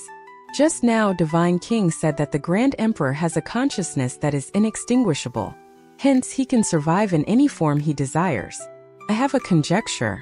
The corporeal body of Celestial Emperor trapped in the Celestial River isn't all of him. It may just be a portion of him. Qin Mu thought for a moment and said, "There's a portion of him that wears the face of a Celestial Venerable, one active within the Celestial Heavens. In that case, the Grand Emperor has divided himself into 3 parts. The Great Void has his corporeal body and part of his consciousness, the Celestial River has his soul or consciousness, and the Celestial Heavens also has part of his soul or consciousness. Now I'm starting to get curious. Why does Zhu Wuchen look so similar to Divine King?" He stood in front of Divine King Langhua and carefully examined her stunning beauty. Her lips were thin and red, while her eyes and nose were like precious jade. It was the first time he had ever looked at such a beautiful lady so closely. Although Yun Chuxiu was always pestering him, he didn't dare look at her closely. Divine King Langhua didn't have a flirtatious character like her, so Qin Mu was able to muster his courage. Divine King Langhua has Celestial Venerable Ling, Celestial Venerable Yun, or the Grand Emperor ever seen you before? Qin Mu suddenly said, "One of them has definitely seen you before. That's why they were able to create Zhu Wuchen, who is so flawless, and use her to seduce the ancient Celestial Emperor. Among the 3, who exactly has seen you before?" Divine King Langhua had generously allowed him to examine her. She said softly, "You have passed the 4th test, the test of intelligence." Qin Mu continued to stare at her. "One of them must have seen you before. That's why they were able to create someone exactly like you. It's very important to know who thought of the idea of creating a Zhu Wuchen to seduce the ancient Celestial Emperor. I'm very curious, Divine King Langhua. Have you ever been outside before?" He added, "What I mean is, during the Dragon Han era, did you ever leave the Great Void?" Divine King Langhua gave a slight smile. "Holy Infant, I'm the Divine King, and you're the Holy Infant. There's no need to get too curious or else there might be harm coming your way." Qin Mu immediately complied and stopped asking. He parted his big red robe and sat down on the sacrificial altar obediently. Divine King Langhua walked down from the sacrificial altar and returned to her seat. She said, "The Holy Infant has passed the 4 tests. Please invite him to take a rest. The various chiefs, please proceed to prepare the grand offering for the Ancestor Spirit World. In a few days we shall hold a grand offering, sending the Holy Infant into the Ancestor Spirit World." Following her instructions, Xiao Zhong and the rest of the chiefs went into action. Qin Mu also got down from the sacrificial altar. When he looked at Xu Jun, who was on the altar, he noticed that he had an unhappy expression. Xu Jun's skin was pretty thick, and he chuckled with his expression unchanged. "Congratulations, Holy Infant." Qin Mu gave a snort. As he thought about the callous actions of this fellow, some unhappiness rose in his heart. Divine King Langhua said, "Holy Infant, your attainments in consciousness divine arts aren't high enough. You should spend this time focusing on the present-day divine arts of the Masters of Creation. I don't wish to waste half a day explaining your human identity to the spirits of our ancestors when I'm in the Ancestor Spirit World. If you're proficient enough, the Ancestor Spirits will accept you as the Holy Infant, regardless of whether you're human or not. If you're not proficient enough, I'll have to take the complicated route of getting them to accept you." She had a pressing aura. Although she looked exactly the same as Yun Chuxiu, her temperament was totally different. Qin Mu agreed and asked, "Divine King, what's the purpose of meeting the Ancestor Spirits at the Ancestor Spirit World?" "Inheritance." Divine King Langhua took a step to leave as she said, "To receive the inheritance of the Masters of Creation race. The civilization of our race from the ancient primordial era until today has accumulated limitless knowledge. If the spirits of our ancestors acknowledge you, they will impart this knowledge to you, instantly turning you into the most learned existence in the universe." Qin Mu's heart was thumping wildly. Gaining the billion years of accumulated knowledge of the Masters of Creation civilization? Was there such a good deal? Although they seemed like a bunch of primitives before the start of their civilization and were pretty vulgar, the civilization they created after they had assimilated the system of divine treasures and celestial palaces was extremely remarkable. Also, the masters of creation were creators of stars and worlds. That was worthy of respect and admiration. Shu Jun was very envious. He thought, if only I was the holy infant. As divine King Langwa left, her consciousness resonated in Qin Mu's head. I will temporarily be staying at the Green Feather Hall of the Xiu clan. If you run into anything you don't understand, you can look for me. Qin Mu acknowledged her words, watching her as she left. Shu Jun said, this divine King Langwa is remarkable. If it was me, I would be unable to acknowledge an outsider as the holy infant of the masters of creation. Yet, she is open-minded enough to acknowledge you. Her breadth of mind is something I'm unable to match up to. Indeed, divine King Langwa has broad vision and great courage. She isn't inferior to a man. In fact, she is much stronger than one. Qin Mu was also full of praise for that lady. Suddenly, he gave him a glance and snorted. Shu Jun gave 2 dry laughs and said, there's a reason I didn't impart my divine arts to you. You didn't help me recover my brain, so I had to retain some means to exchange for your consciousness, qi, and blood. If I taught you everything, you would definitely have killed me. Qin Mu's anger subsided as the ill feelings disappeared without a trace. He then laughed. I'm unable to blame you for this. Qin Mu's character was like that. He and Shu Jun were just making use of each other while trying to trip each other up. Because Shu Jun was a divine king of the masters of creation, he refused to recognize him as the holy infant. Hence, Shu Jun expectedly gave him some trouble. Qin Mu still had that little bit of breadth of mind. The masters of creation from the other clans, including the Zili clan, the Zhuqiu clan, the Yanlong clan, and the Xiaotai clan, were constantly arriving at the territory of Xiu clan. Under the command of their chiefs, they began to visualize, building a giant sacrificial altar and preparing for the ritual of offering. Qin Mu and Shu Jun were with the children of the masters of creation. Although they are young, their knowledge was extraordinary. This was because they were infused with consciousness the moment they were born. Hence, they had the knowledge base of an adult master of creation. Although they knew a lot, their consciousnesses weren't strong. They still needed to work and practice on their various consciousness divine arts before they could fully grasp them. Qin Mu wanted to interact with these children, so that he could grasp the foundation of the divine arts of the masters of creation. Although he was able to defeat many adult masters of creation during his 4 tests and his consciousness divine arts trounced 9 masters of creation, he was still weak at the foundation level. Shu Jun's huge head floated in the air, following him in step. He was also earnestly learning the foundations of the divine arts. Although Shu Jun could be quite stubborn and thought highly of himself, his breadth of mind and his intelligence were actually pretty high. When Qin Mu modified his 3 enclosures' higher knowledge, he already realized that the techniques of the ancient primordial era were outdated. They would need to move on with the times. Otherwise, the race of masters of creation would be eliminated. Although he felt that the Grand Emperor's great overarching supreme consciousness, which had been modified into the systems of divine treasures and celestial palaces, was of no use to him, he acutely felt that the techniques of the masters of creation needed to be modified in this particular manner. Even his own techniques as well.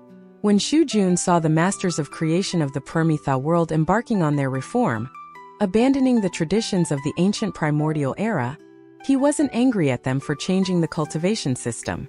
He was angry at them for abandoning their minimalist traditions, walking down a path of impractical extravagance. He felt that resplendent art had little use to the masters of creation. He possessed the qualities of a leader. Why do you have to visualize such complicated things? Shu Jun saw a young master of creation that was around 26 feet tall facing rune markings on a stone wall, trying to visualize. These were the flame markings of the cultivation systems of divine treasures and celestial palaces. He couldn't help but ask, if you visualize the flames directly, your consciousness will be stronger, and the power of your flames will be stronger as well. Isn't that much easier? That young master of creation shook his head and said, visualizing such complicated markings increases the strength, toughness, agility, and reaction speed of your consciousness. Hence, the control of your consciousness will be precise. Shu Jun wanted to frown, but he didn't have eyebrows. Qin Mu supplied him with some qi, blood, and consciousness, allowing him to grow 2 thick black brows. He then frowned and said, "In that case, in a battle, aren't simple consciousness divine arts better?" That young master of creation shook his head again. The flames constructed from runes are more powerful than the ones we visualize directly. Hence, we tried our best to make them more intricate.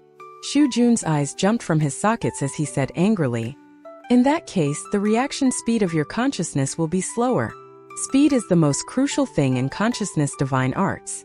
We have to attack our opponents with lightning speed, using extremely rapid changes to overwhelm them, so that they are unable to react in time and are killed. You are abandoning the tradition of our people." Qin Mu had kindly supplied him with some qi, blood, and consciousness so that he could grow eyelids to prevent his eyes from dropping out. That young master of creation didn't understand. He smiled as he said, "When we are constantly visualizing, the runes will be imprinted among our consciousness. These runes are just the foundation, and there aren't many of them, only 200 or so types of fire runes. As we have been visualizing daily, these 200 or so fire runes will be imprinted in our consciousness, and during battle the arrangement of different runes will produce different divine arts. Its speed isn't slower than before." Shu Jun had a dazed expression. After a long time he sighed. "I accept wholeheartedly that Langhua is the divine king. Rascal, when are you going to help me recover my brain? I can't get by without one." Qin Mu was about to speak, but Shu Jun sighed and said, "I won't be following you anymore. The origin stone is yours, I won't fight with you over it. Instead, I plan to stay here for a while to study cultivating from scratch. During the ancient primordial era, I became a divine king, respected and admired by thousands of people. Now I'm sure I can do it again. I'll become a divine king once more." Qin Mu heaved a sigh of relief and smiled. "Since Divine King has such ambition, I'll naturally give you my blessings." Suddenly, his expression wavered as his gaze landed on a toddler master of creation far away. That master of creation should be just 1 or 2 years old, and he was wearing a red belly band. "Shu Jun, wait for me for a while." Qin Mu's mind was blown. He hurriedly walked towards that belly band wearing master of creation. Upon seeing him approaching, that belly band wearing master of creation swiftly turned around, revealing his naked bottom as he walked away. Qin Mu quickly caught up with him. When the two reached a secluded area, Qin Mu laughed coldly. "I recognize you, founding emperor. A celestial venerable that actually ended up dressing like that. How shameful." That belly band master of creation stopped, turned around and smiled. "Why is the great celestial venerable Mu wearing children's clothing? Isn't that a red belly band inside?" He was the Qin Kai that Qin Mu met in the first year of the Dragon Han era. Founding Emperor Qin Yi of the older generations, the great emperor who opened the founding emperor era, Celestial Venerable Qin of the Heaven Alliance. Back then, Celestial Venerable Qin was a tall and handsome youth with a stubborn quality. Now, he was a middle-aged man that retained that unique quality of his. The reason that Qin Mu was able to recognize the belly band master of creation immediately was due to his qualities, vibe, and aura, not his appearance. Of course, a clean-shaven man with some green stubble wearing a red belly band would naturally attract Qin Mu's gaze. The other masters of creation were large and had a hard time noticing the short infant's appearance, which Qin Mu found easy to do. Passion erupted from Qin Mu's chest. He wanted to walk to him, but founding emperor was too revealing in his clothing, which prevented Qin Mu from hugging him. "My clothes are kids' robes, but at least they cover my butt." Qin Mu laughed. "The one I'm wearing inside is a real belly band. Founding emperor, yours can't even cover your butt." The two of them walked closer to one another. Founding emperor removed his belly band, and he seemed like he wasn't wearing anything. In reality, he was wearing clothes that were of the same color as his skin, which made his butt look naked. His clothes started to change color, like a chameleon, and soon became a purple-blue robe. "Clothes of the heavenly feather race?" Qin Mu was shocked. Founding emperor replied, "You know them too? They made me some clothes after I became founding emperor." The clothes beneath Qin Mu's belly band were made by the heavenly feather race too. They were personally tailored by Yu Zhaoqing and were very fitting. Currently, the heavenly feather world was occupied by a devil race under the celestial heavens, causing the heavenly feather race to pledge allegiance to eternal peace. Yu Zhaoqing wanted to take back the heavenly feather world, but eternal peace lacked the necessary strength to make it doable. Qin Mu came to the side of founding emperor and opened his mouth, but he didn't know what to say. For a long time he wanted to meet this old ancestor of his. He had thousands of questions for him and thousands of things to rant to him about. Qin Mu had complicated feelings towards this ancestor. He admired him when he learned that he was his descendant, was hurt when he learned that he gave up on everything to hide in Carefree Village, and wanted recognition when he met him in the first year of the Dragon Han era. Later on, when the Eternal Peace calamity occurred, founding emperor ordered the 4 great heavenly teachers and 4 great heavenly kings to withdraw, which disappointed Qin Mu. When he reached the celestial heavens, Qin Mu understood founding emperor's decisions again. Now, meeting founding emperor again caused a lot of emotions of his to swell. All sorts of words that he wanted to say seemed unimportant to him now. Nothing was important, not how much he was impressed with him or how much he wanted to reprimand him, not his admiration or his disappointment towards him, and not how hurt he felt or how sympathetic he felt. None of it was important. Qin Mu's gaze was gentle, and his expression was honest as he smiled and asked, "We parted ways for 1,000,000 years, how are you doing now?" Founding emperor's gaze drooped as if he was touched before it was lifted again to meet Qin Mu's eyes. He replied, "It's all right. Sometimes it's tough, sometimes it's pleasing, sometimes it's painful, especially when I have to make hard decisions. However, when I hear news from the outside world, I feel gratified." Qin Mu understood him. The tough periods were the initial periods of the founding emperor era. The pleasing periods were when they grew up and opened up new lands to make people's lives better. The painful and hard decision was when he decided to move to Carefree Village, which meant giving up the lives of the masses he swore to protect. The gratification from news of the outside world occurred when news of Qin Mu reached him. Qin Mu knew that founding emperor was the secluded founding emperor god that controlled the great ruins. Although he was in Carefree Village, he cared a lot about the outside world. Founding emperor's voice was like a resonance that went through one's chest. It was deep and filled with energy. "I wasn't able to figure out that the celestial venerable Mu that broke into the first year of the Dragon Han era with Nyo Sandua was my descendant." He couldn't help but laugh. "I called you Brother Mu then, which made you blush. You reprimanded me with a stutter, telling me that I couldn't do that." Qin Mu couldn't help but laugh as well. "You thought I was arrogant and proud. You didn't know that you were messing with the family hierarchy by doing that." Founding emperor sank into silence before saying, "I'm here to bring you back to Carefree Village. My arrival here can fool everyone but Divine King Langhua. She will notice soon. Follow me before it's too late." Qin Mu looked at him with a complex gaze before shaking his head. Founding emperor frowned and patiently said, "Your parents are worried about you. They beg me to rescue you. They will only feel assured if you follow me back." Qin Mu shook his head again. Founding emperor raised his eyebrows. "You are still as stubborn, active, arrogant, and rash as before. You're still as immature as before. You didn't change either." Qin Mu laughed. "You're still as careful as before. You only want to strike when you have certainty of victory to prevent missing out. Yet you fail to realize that enemies will never give you that certainty." Their gazes met and collided. Both of them felt uncomfortable, as they both felt the other to be as irritating as they were 1,000,000 years ago. Their gazes separated as they looked behind each other. This sense of dread wasn't dread between enemies. It was gentle affection between friends and family. They were family. However, they were intelligent with eternally strong Tao hearts. They wouldn't change their ideas and opinions no matter how hard the other tried. They realized that they were such people, which caused dread between them. They believed the other to be stubborn and desired to punch the other out of their stubbornness. This was the reason that they would constantly fight at the Jade Pool meeting in the first year of the Dragon Han era. "Our match remains undecided from that time at the Jade Pool." Founding emperor sighed, saying, "Your stubbornness makes me want to punch you. 1,000,000 years have passed and I have improved a lot. You're no longer my opponent. You're only 35 or 36 years old now, right? I'm almost 40,000 years old. I have improved a lot from before." Qin Mu extended his palm and his fingers. He looked at him and said, "I can beat you if it's in the same realm." Founding emperor clenched his fists and stared at his fingers. After a while, He loosened his fists and smiled. I won't hold it against you. You're the 107th generation descendant of mine. I won't be provoked by you. It's dangerous for you to stay here.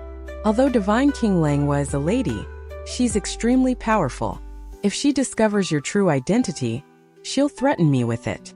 His smile gradually disappeared. If such a day does come, I won't be threatened. I'll watch her kill you.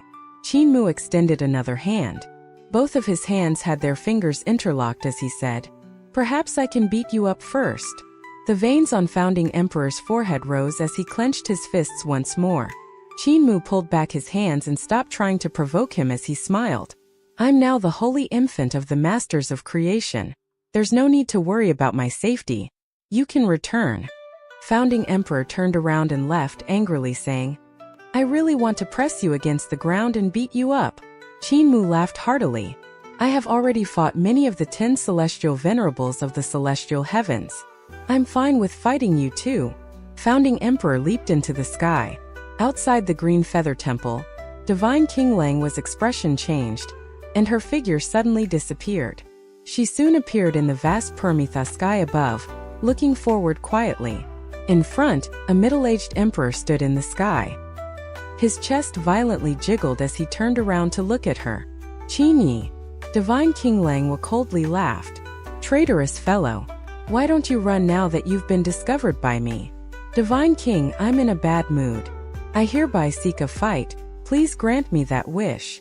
Thief Qin, you think I'm afraid? Qin Mu walked to the side of Shu Jun's head and opened the eye in the heart of his brows. A beam of light shot out and shone on Shu Jun, pulling him back into the Grand Primordium Origin Stone. He said, If I use my consciousness, essence, and blood to recover your head, can you recover your own corporeal body? It's a bit difficult but not impossible. I just need to seal the blood vessels in the skulls to form a self-recycling system to ensure my survival before slowly cultivating to accumulate consciousness. Then, I'll attempt to visualize my corporeal body. Shu Jun's consciousness became a voice that rang in his head. He asked, Who was that infant master of creation with stubble that I saw you chasing after? Qin Mu didn't answer him and utilized the Overlord Body 3 elixir technique to supply consciousness, essence, and blood to him. Shu Jun questioned no more and quickly absorbed the consciousnesses, essence, and blood. He constructed his own head via the sacrificial altar in the Origin Stone. At that moment, a loud rumble came from the heavens. Qin Mu looked up and saw the void there becoming extremely bright and hot. 2 terrifying waves came like 2 great emperors fighting with their ultimate strength. Could it be Founding Emperor and Divine King Langwa? Qin Mu's heart fluttered. With Founding Emperor's capabilities, Divine King Langwa wouldn't be able to chase after him. So why did he choose to fight instead of leaving? Could he really be angry? Qin Mu shook his head. If we were in another place, he would have beaten me up. However, it's good that he's letting his anger out. The masters of creation on the landmass were shaken.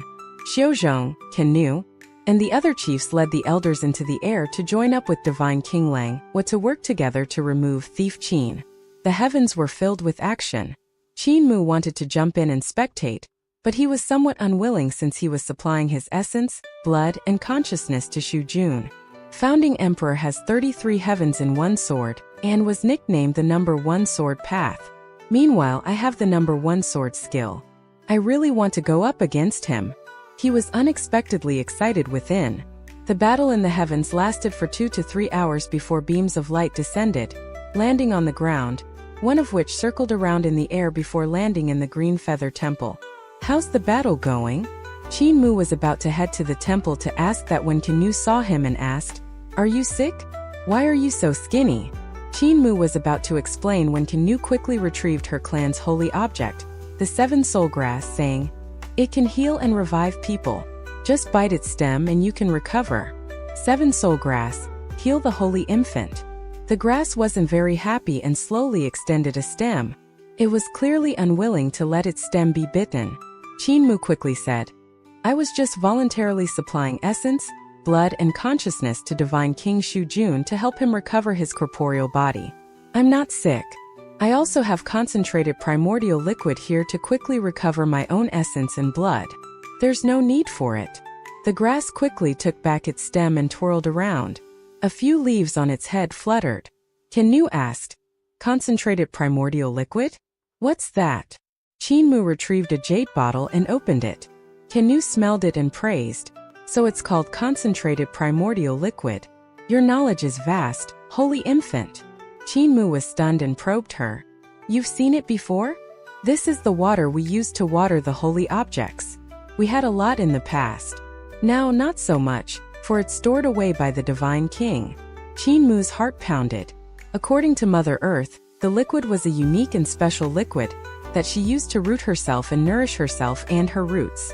It was like a light liquid, very energetic and filled with energy. Mother Earth relied on opening it to become an ancient god. It was unexpected that the masters of creation in the Permethal world had it too. Qin said, "The concentrated primordial liquid came from a pool in the ancestral court. It was good-looking. Then, all of the clans came to take it to water their various holy objects, so less and less of it remained. I heard that when the Jew clan migrated, they took all of it away from the pool. Afterward, they just sat there and enjoyed life. Now there's little of the liquid left. You are the holy infant. If you want it, find the divine king, as the remaining liquid is with her." She looked around and whispered, "If you get some of it, give me some. Our clan's 7 soul grass is sick and lacking in vitality." Qin nodded his head repeatedly. Qin was happy and flew away riding a large white silkworm to continue preparing the grand ritual. "Oops, I forgot to ask her about the state of the battle."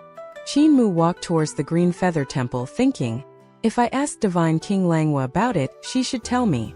Speaking of that, the masters of creation are quite ancient. They should have a lot of treasures and be extremely rich. The primordial liquid, Grand Primordium Origin Stone, and Grand Primordium Divine Stone.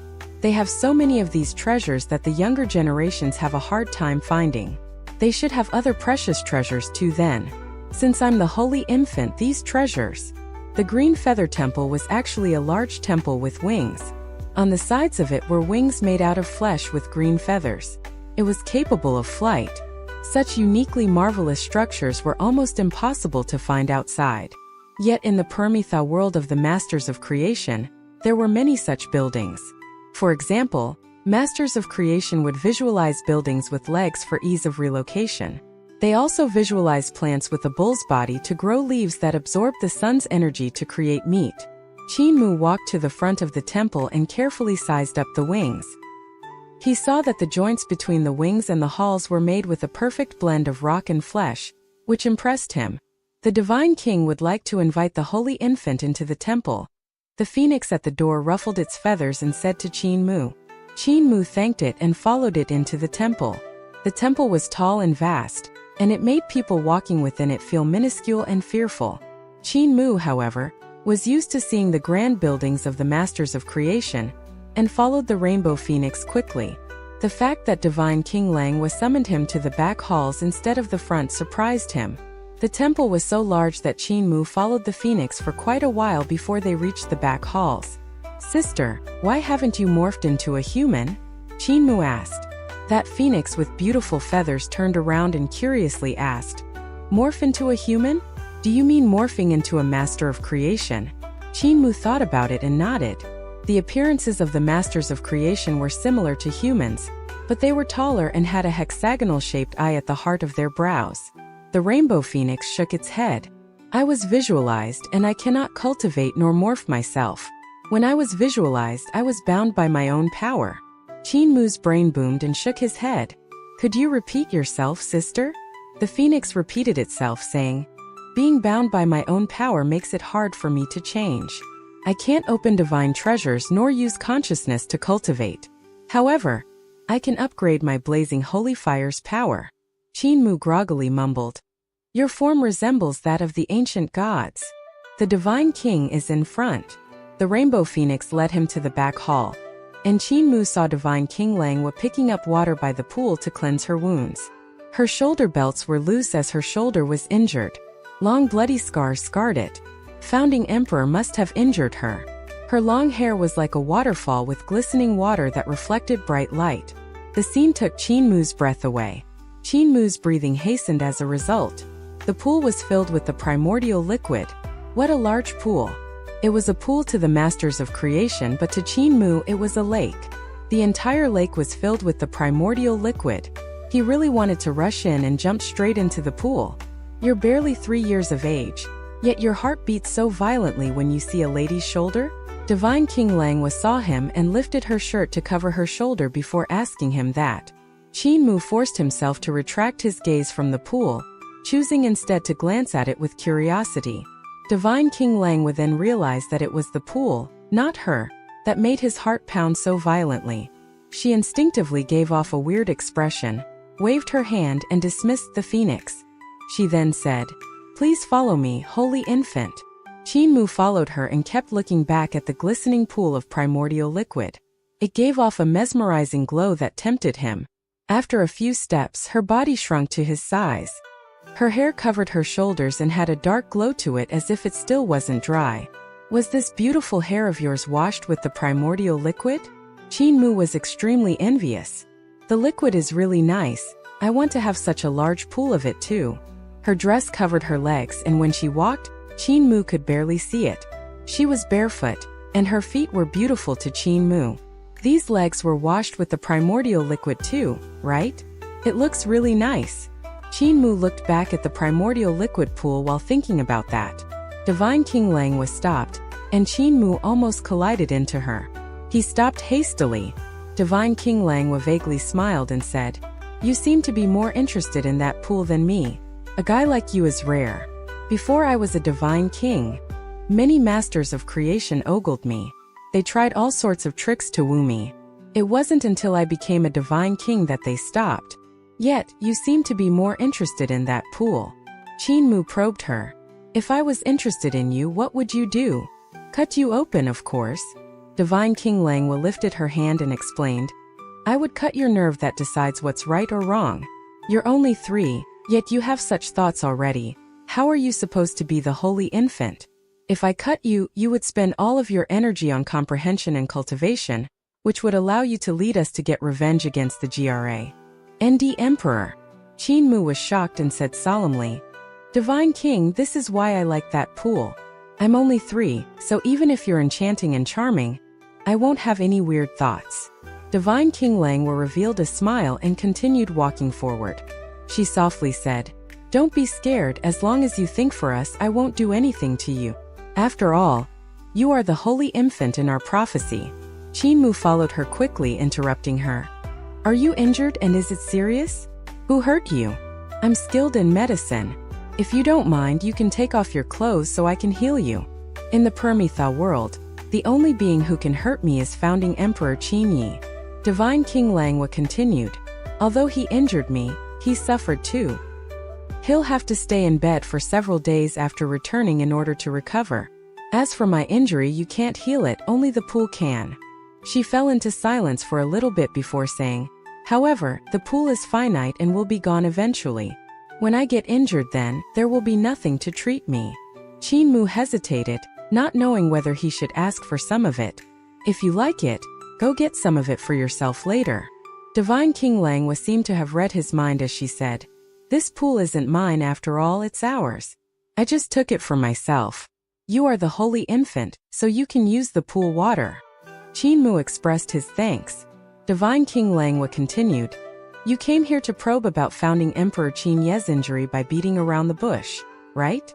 You aren't here to inquire about my injury. You aren't here to ask me to impart consciousness divine arts to you either, right?" Qin Mu felt apprehensive. Divine King Lang parted the flowers and walked forward, saying, "You are related to him. I felt that the blood in your body is related to his. You came here to search for him, not us who are hiding in seclusion." She stopped herself and turned around to look at Qin Mu before saying, "You foolishly became our holy infant. You felt that it was an opportunity, so you stayed instead of going with Qin Yi." She was visibly calm. Qin Mu sized up her face carefully, but he couldn't see what lay beneath this pretty face of hers. "That's right, Founding Emperor came here to look for me. After I refused him, he left angrily and fought you." Qin Mu honestly said, "Truth be told, I have a name in the outside world. I came to the Great Void to look for Carefree Village and incidentally ended up here, at Carefree Village's enemy's base. Unexpectedly, I became the holy infant. However, the most unexpected thing is how pretty and intelligent you are. How do you plan to deal with me, Divine King? Divine King Langwa turned around and continued going forward, saying, Deal with you? I will only get rid of you when you harm us. Then, I'll make a new holy infant. Qin Mu felt a chill run down his spine. At that moment, he felt a familiar aura summoning him, and he couldn't help but walk faster. Divine King Langwa laughed. You felt that? Qin Mu restrained the thought of chasing the temptation. What's in front? The Grand Primordium Origin Stone, also known as the Ancestor Spirit World. Divine King Langwa continued forward, laughing. It's the entrance to the Ancestor Spirit World. Qin Mu followed her, and the summoning aura became stronger. The Masters of Creation who built this world brought some Grand Primordium Origin Stone fragments. They were supposed to be on the Grand Emperor's forehead, but it was broken, and only some of the fragments were collected. A light came from the front, and Divine King Langwa walked towards it, saying, When they opened this world, they exhausted their energy and couldn't keep their souls. They saw the writing on the wall, so they combined themselves with the Grand Primordium Origin Stone, becoming the Ancestor Spirit World. Qin Mu saw a rift in space-time in front, which was where the light was coming from. The rift was hexagonal shaped like the eye in the heart of the Masters of Creation's brows. Additionally, the eye grew bigger. The Ancestor Spirit World was hidden in the deepest part of the Permitha world. When we die, our consciousness will be led by it to enter it. Divine King Langwa said, We experienced several extinction events and barely survived. The Ancestor Spirit World is our last chance at securing our inheritance. However, this grand offering's purpose is to let your real body enter the Ancestor Spirit World. Thus, we have to summon it first. She seriously looked at Qin Mu, saying, There are still 2 days left before you can enter it. In these 2 days, you have to prepare a speech to move the spirit ancestors, or else you will die there. This will be the last test for you to become the holy infant. After you pass their test, you will have the deepest knowledge possible and the authority to lead us. Divine King Langwa continued. Qin Mu was unnerved just now, but after hearing this from her, he was instantly relieved. Within these 2 days, you will stay here while I guide the way you battle with visualization. Divine King Langwa continued. Although 2 days is a short time, I believe that with your intelligence, you can grasp basic visualization combat methods. The best would be that you become able to merge visualization with your own vital qi. Qin Mu was as skinny as a matchstick. Thus, he feared that his essence, blood, and vital qi wouldn't be able to keep up. To cope with this, he retrieved the primordial liquid and flicked a drop of it into his spirit embryo divine treasure to replenish his vital qi and consciousnesses. Divine King Langwa saw it and frowned slightly, asking, You're helping Divine King Shujun recover his corporeal body? Qin Mu nodded. Divine King Shujun is already old and outdated. Besides, he's obstinate. There's no need to save him. Divine King Langwa continued. If you don't want to kill him, I can get rid of him for you. It's easy to refine him to death. Inside the Origin Stone, Shujun was furious at how she was so cruel that she ignored tribal feelings and relations. Qin Mu shook his head and replied, I promised Shujun to recover his head, so I'll do it. Divine King, if I was an untrustworthy fellow, would you have so much faith in me? Divine King Langwa thought about it and shook her head. Qin Mu's color recovered slightly, and his consciousness was somewhat preserved, allowing him to utilize his own consciousness divine arts. Divine King Langwa circulated her consciousness and slowly visualized. A rune appeared in front of her slowly, becoming more and more real and clear. Qin Mu followed her while learning. He also tried to visualize the rune. Divine King Langwa taught in a detailed manner, and Qin Mu learned quickly. Qin Mu was an expert on the basic runes she gave him, making it easy for him to get the hang of it. He could even point out Divine King Langwa's inadequacies and help her patch them up. Masters of Creation often use consciousness to instill their own knowledge to their younglings. However, there was a flaw in this method, which was how it made it difficult for others to find errors made by their elders. Divine King Langwa abandoned that and instead used the most clumsy method to teach Qin Mu. She taught him personally instead of instilling knowledge. She wanted Qin Mu to correct her inadequacies too. In the study of basic runes, although the Masters of Creation had done some research, it was rather minor. After all, they had been in the Permitha world for millions of years, and they spent an even longer time in the Great Void. This rendered them isolated from the outside world. They could only secretly learn runes from Carefree Village, which made their rune attainments inferior to Qin Mu's. However, in regards to consciousness divine arts, they were far superior to Qin Mu. Although Divine King Langwa claimed to be teaching him, they were actually learning from each other. Time flew, and a day passed without them realizing. Qin Mu could already visualize any basic runes easily. With a faint thought, his consciousness could construct the runes. In addition, he found out that runes that merged consciousness and vital qi were way stronger than runes that relied on only one of the two by several times.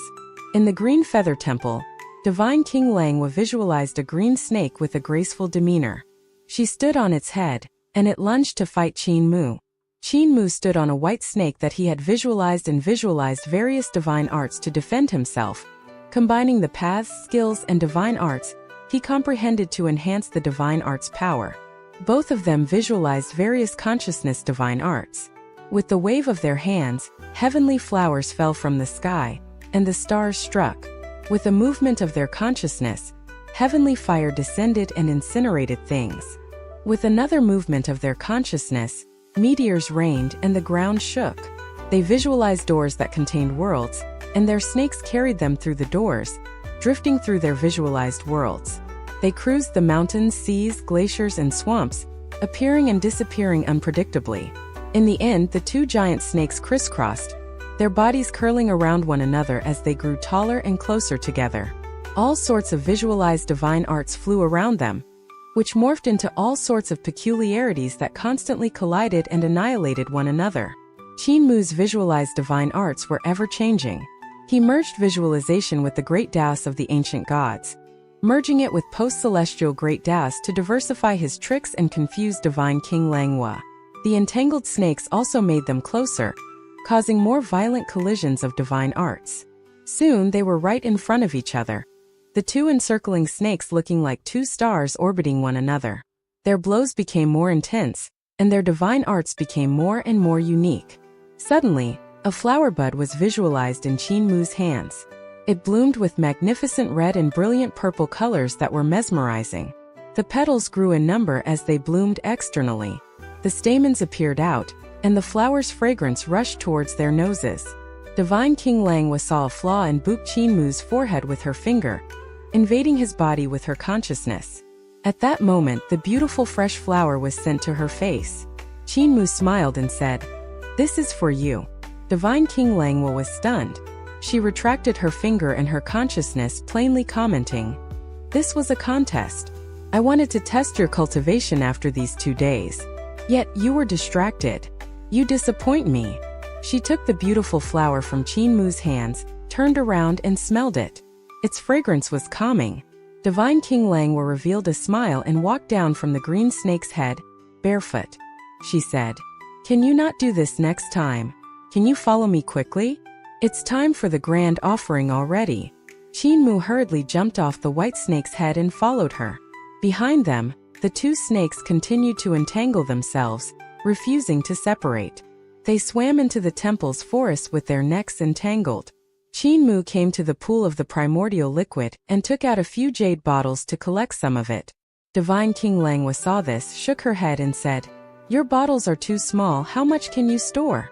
I sense an aura that indicates that you have the bottle of Flask World of the Hidden Mountain Tribe. Use it." Qin Mu retrieved the bottle of Flask World given to him by the tribal chief. Inside it was a complete heaven of vast space that could store not just an entire pool but an entire starry sky too. Divine King Langwa waved her hand, and the pool shrunk by 1/10. 1/10 of the pool's primordial liquid flew into the bottle of Flask World. This much. Qin Mu's heart pounded. He only wanted a couple bottles of the liquid. Unexpectedly, Divine King Langwa gave him 1/10 of the amount stored in the pool. "You shall leave first." Divine King Langwa glanced at him and said, "I will come and host the grand offering soon." Qin Mu nodded and walked out of the temple. It was only when Divine King Langwa saw him far away from her that she leisurely walked to the pool and threw the flower in. She watched it float in the pool and sprout in it before she gave off a warm smile. A visualized flower easily withers, but if it's planted here, It will bloom after constantly receiving nutrients. Qin Mu walked outside of the temple and saw that the various chiefs had already prepared sacrificial altars. Surrounding them were hundreds of masters of creation, who had the hearts of their brows glowing. They focused all of their worship power in the center of the sacrificial altar. It soon coalesced into a light liquid that was like a wave of light. Beams of light rose into the sky from the sacrificial altar. There were a lot of sacrificial altars, at least 3,000 to 5,000 of them, and all of them had lights beaming into the void, causing it to shake. The sky even became crimson. At that moment, there were only a few masters of creation left to defend against an attack by Carefree Village. Everyone else was gathered here to hold this grand offering. Qin Mu didn't expect that he would open the ancestor spirit world amidst such a grand scene. He looked back and saw a large hexagonal eye rising from behind the temple. It was the ancestor spirit world, summoned from the void by the grand offering. It grew in size and altitude. This world was created by the merger of the Grand Primordium Origin Stone and Dead Masters of Creation. The world was hidden in the void, and it was only when a Master of Creation died that the Masters of Creation were able to feel the call of the ancestor spirit world, which called them towards it to become a part of their flowing consciousness. They were forever preserved there as silent guardians of the Purmitha world. Qin Mu calmed himself and looked for the Zili clan chief, Ken Nu. He finally found her. She was leading her clan in the offering to pull the ancestor spirit world from the void. Qin Mu was surprised and flew over. He floated in front of the majestic masters of creation and smiled. "Chief, I got the liquid." Ken Nu's consciousness pulsed and she tiredly said, "Why are you here? The grand offering is about to be successful. Quickly go back and prepare to enter the ancestor spirit world." Qin Mu smiled. "I promised you that I would get you some primordial liquid. Where's your holy object, the seven-soul grass?" Ken Nu hurriedly said, "I can't be distracted now, holy infant. Summoning the ancestor spirit world is an important thing. Quickly go back. If the divine king sees this, I'll be reprimanded." Qin Mu wanted to say more when a consciousness suddenly surged and picked him up. Soon Qin Mu was in front of the temple again, and beside him was Divine King Langhua. Divine King Langhua had already recovered to her real Master of Creation body. She was extremely imposing as she looked up at the ancestor spirit world, which was already very high up. The hexagonal eye in the sky grew larger, and one could faintly see the scene inside. There seemed to be countless light waves that were formed by countless heads that moved around constantly in the ancestor spirit world. It was extremely bizarre. Finally, a loud rumbling sound came from the heavens. The ancestor spirit world stopped, and the large hexagonal eye stopped expanding too. "Okay." Divine King Langhua saw Qin Mu look towards her and said, "You can enter now, but Shu Jun cannot. He's not the holy infant and thus has no right to go inside. Divine King Shu Jun, come out now." The eye in the heart of Qin Mu's brows opened, and long and messy hair grew from Shu Jun's large head as it furiously flew out. He angrily asked, "Why can someone who's not a master of creation enter, but not me, a divine king? What is this logic?" Qin Mu comforted him. "Relax, divine king. If I get the inheritance, I'll impart it to you." Divine King Langhua shook her head. "He has no such rights. The divine king of the past is no longer the divine king of today. Besides, our defeat is heavily linked to him. Let's leave." She took Qin Mu by the arm and flew up and into the ancestor spirit world. In the sky, the giant hexagonal eye suddenly rolled around and seemingly stared at them. Soon a beam shone on them and Qin Mu and Divine King Langhua instantly disappeared from the Purmitha world. The giant hexagon-shaped eye in the sky slowly opened and closed, leaving a vertical stitch that ran from north to south. It looked like the eye of a sleeping beauty, as it quivered periodically. The light rays that flowed out of the ancestor spirit world were like the eyelashes of a beautiful lady, except that they weren't black but were of all sorts of colors. If Qin Mu was there, he would be astounded. It was a pity that he wasn't there now but had already entered the ancestor spirit world. It was difficult for Qin Mu to describe the feelings he had at the moment. He stood in the center of Divine King Langhua's palm, floating in the boundless shining sea of thoughts and consciousness that looked like light pulses of a brain. They traversed within it, seemingly hearing something that sounded like the long majestic cry of a giant kuan swimming in the ocean, not knowing what it was trying to say. After which, he saw grand-looking mountains and rivers speeding past them. He then saw the starry sky and traces of giants appearing among the galaxies, traveling within the universe. In front of him, he saw worlds of all sizes being born. They were vast and extremely dazzling, swallowing him as they spun. Following this, he saw worlds getting destroyed. It had a frightening but breathtaking beauty to it.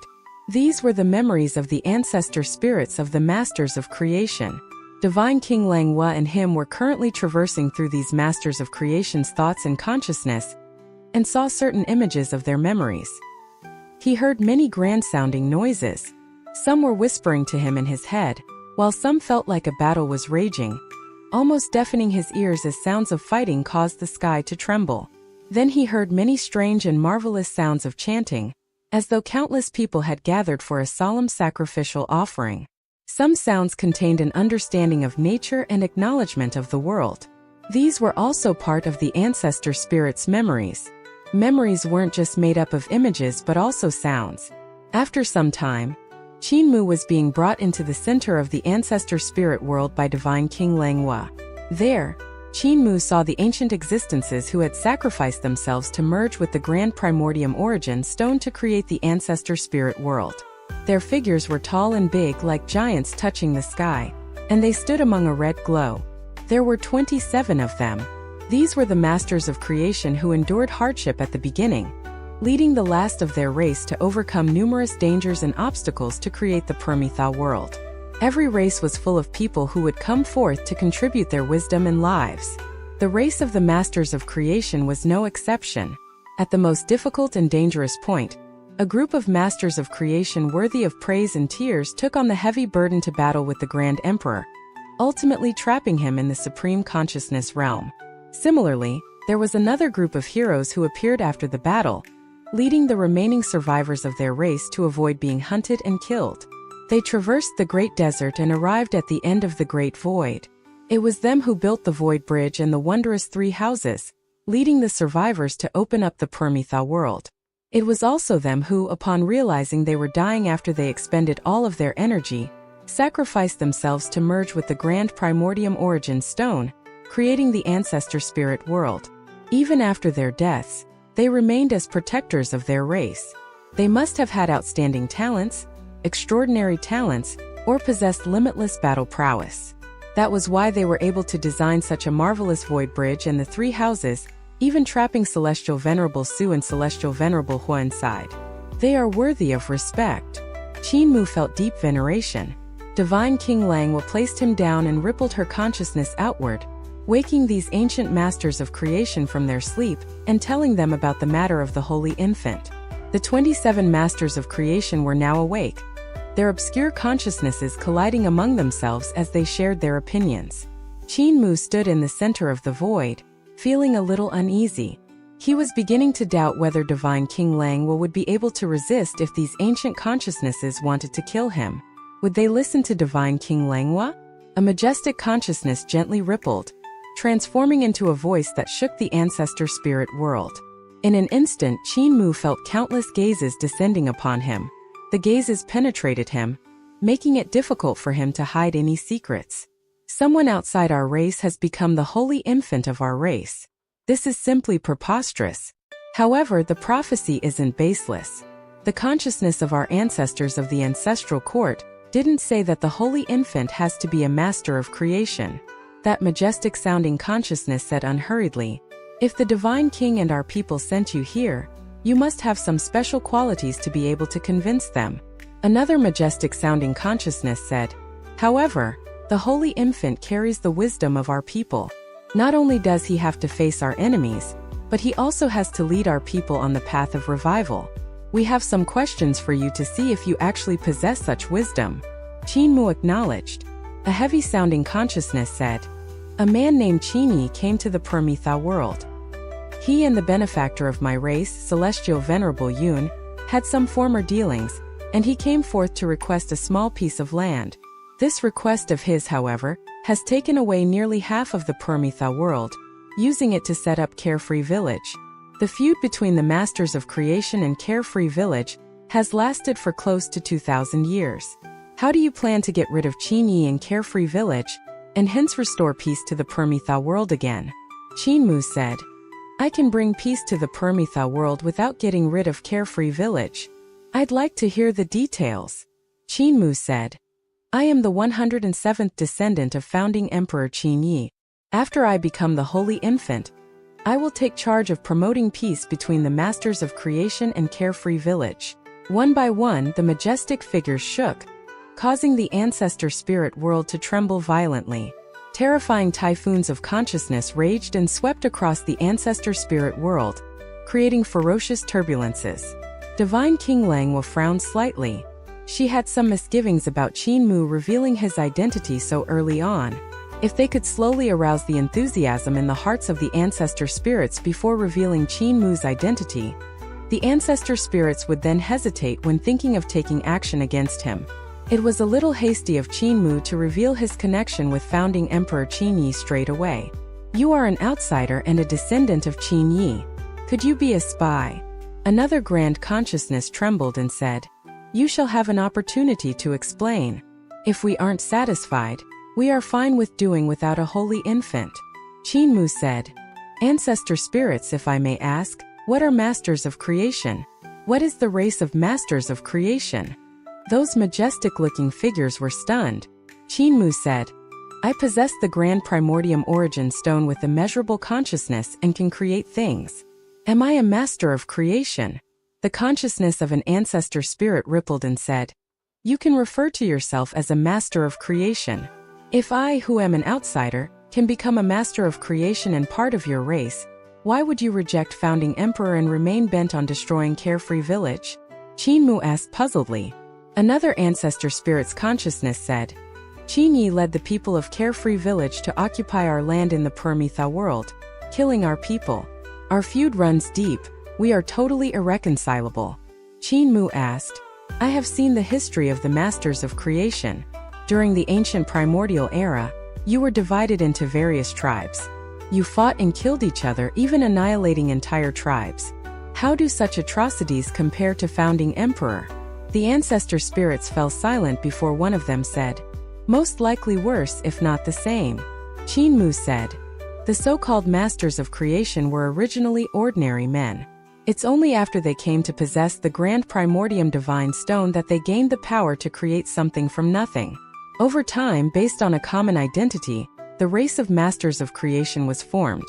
Founding Emperor Qin Yi only wanted to give his people a place to survive, so he pulled some tricks. I believe he shouldn't have attacked the Masters of Creation of the Permethal world of his own initiative, right? The grudge between these two sides is because the Masters of Creation wanted to take back their land, hence creating endless battles. Carefree Village likely suffered higher losses than the Masters of Creation. Another ancestor spirit said, They are the invaders while we are the ones getting invaded. Getting rid of them and taking back our land is natural. Not long ago, a big-headed weird infant arrived, killing many of our people. Your explanation doesn't make sense. Langwa, you should look to create another holy infant. Many streams of terrifying consciousness trembled as they charged towards Qin Mu, intending to kill him. Suddenly, Qin Mu said, What if Carefree Village is able to grant the Great Void a lifeline? The rippling of consciousness halted. Qin Mu said, That big-headed weird infant is my brother Qin Fengqing. He was born in Yudu and is son of Yudu, a god in control of the dead. He could establish a Yudu in the Great Void and the Permethal world, letting souls enter Yudu to the afterlife. He could revive the souls of your people who died earlier in the Battle of the Great Void and get rid of the monsters plaguing the Great Void, preventing the collapse of order there. He could also prevent the Permethal world from becoming another Great Void. He paused for a while and said, As more Masters of Creation die in the Permethal world, there will be more consciousnesses collapsing as well, increasing the chances of the Permethal world becoming another Great Void. That's why the ancestor spirits created this ancestor spirit world. Am I right? One after another, the ancestor spirits fell silent. However, there is a limit to how much consciousness the Grand Primordium Origin Stone can hold. There will be a day where the scattered consciousness of the Permethal world exceeds the limit of how much the Permethal world can hold, causing its collapse. When that happens, it will become another great void. Qin Mu said. The great enemy of the masters of creation of the Permitha world, the big-headed weird infant Qin Fengqing, is precisely the person who can establish order in the Permitha world and restore the great void into a place that's safe and suitable for living. The masters of creation have given founding emperor a tiny piece of land to establish Carefree Village.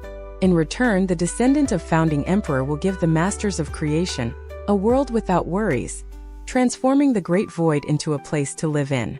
Why should we not be happy to do it? The consciousnesses of the 27 ancestor spirits collided among themselves, gathering their opinions. After some time, an ancestor spirit said, although we can resolve our differences with Carefree Village, there will still be enemies heading towards the Great Void even after order is established there. Hence, our race will still face the danger of being annihilated. Qin Mu smiled and said, if I may ask, if we compare the present-day masters of creation to those of 20,000 years ago, are they weaker or stronger? Those ancestor spirits were stunned. One ancestor spirit said, the present-day masters of creation are stronger.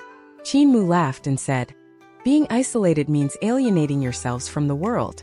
When the masters of creation escaped into the void to create the great void, they thought that they were safe.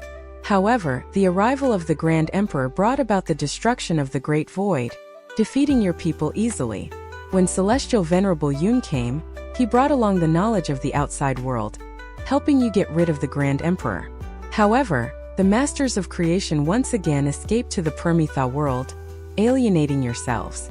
Founding Emperor then came to establish Carefree Village, bringing with him knowledge of the outside world. Your paths, skills, and divine arts would swiftly advance and surpass your current state if you interact with Carefree Village. His voice was so loud that even the deaf could hear. From my observation, your race number's around 1 million. If Founding Emperor wasn't here, how many years do you think the race of masters of creation would last before getting annihilated? By staying here, there are no internal disturbances or foreign aggression, so your race will slowly sink into extinction and won't thrive. The Permitha world is a place for you to settle down, while the Great Void provides you a window to interact with the outside world. With this window, the race of masters of creation will slowly prosper and become stronger. The many consciousnesses of the ancestor spirits collided with each other. Clearly their exchanges were intense. Qin Mu didn't say another word. After some time, the ancestor spirits came to a unified conclusion. An old voice said, until now we haven't asked for your name. Holy Infant, how should we address you? Qin Mu of Eternal Peace. Qin Mu laughed and said, you may not have heard of this name, but you might have heard of my title from Celestial Venerable Yun. I am Celestial Venerable Mu from the Dragon Han Celestial Heavens, one of the 5 elders who founded the Heaven Alliance. Those ancestor spirits fell silent. After some time, some of them said, we haven't heard Celestial Venerable Yun mention this before. Qin Mu's face darkened. He felt a little humiliated and angry, and was embarrassed with himself. Divine King Langwa had been quiet and expressionless. At that moment, she couldn't help but laugh quietly to herself. Qin Mu's face turned from black to red, and he mumbled to her. The reputation of Celestial Venerable Mu is very well known. He was the Dragon Han Overlord body of the Dragon Han era, and the High Emperor Overlord body of the High Emperor era. During the Eternal Peace era, he was also the Overlord body of Eternal Peace. I am very powerful. Divine King Langwa couldn't help but chuckle as she turned her head away from him. Holy Infant, are you ready to receive the 1,000,000,000 years of wisdom of our race? Countless consciousnesses trembled in the ancestor spirit world, speaking as one voice. Qin Mu was astonished. He quickly composed himself and said solemnly, I am ready. The entire ancestor spirit world trembled as countless consciousnesses transformed into streams of light that surged forth, drowning him.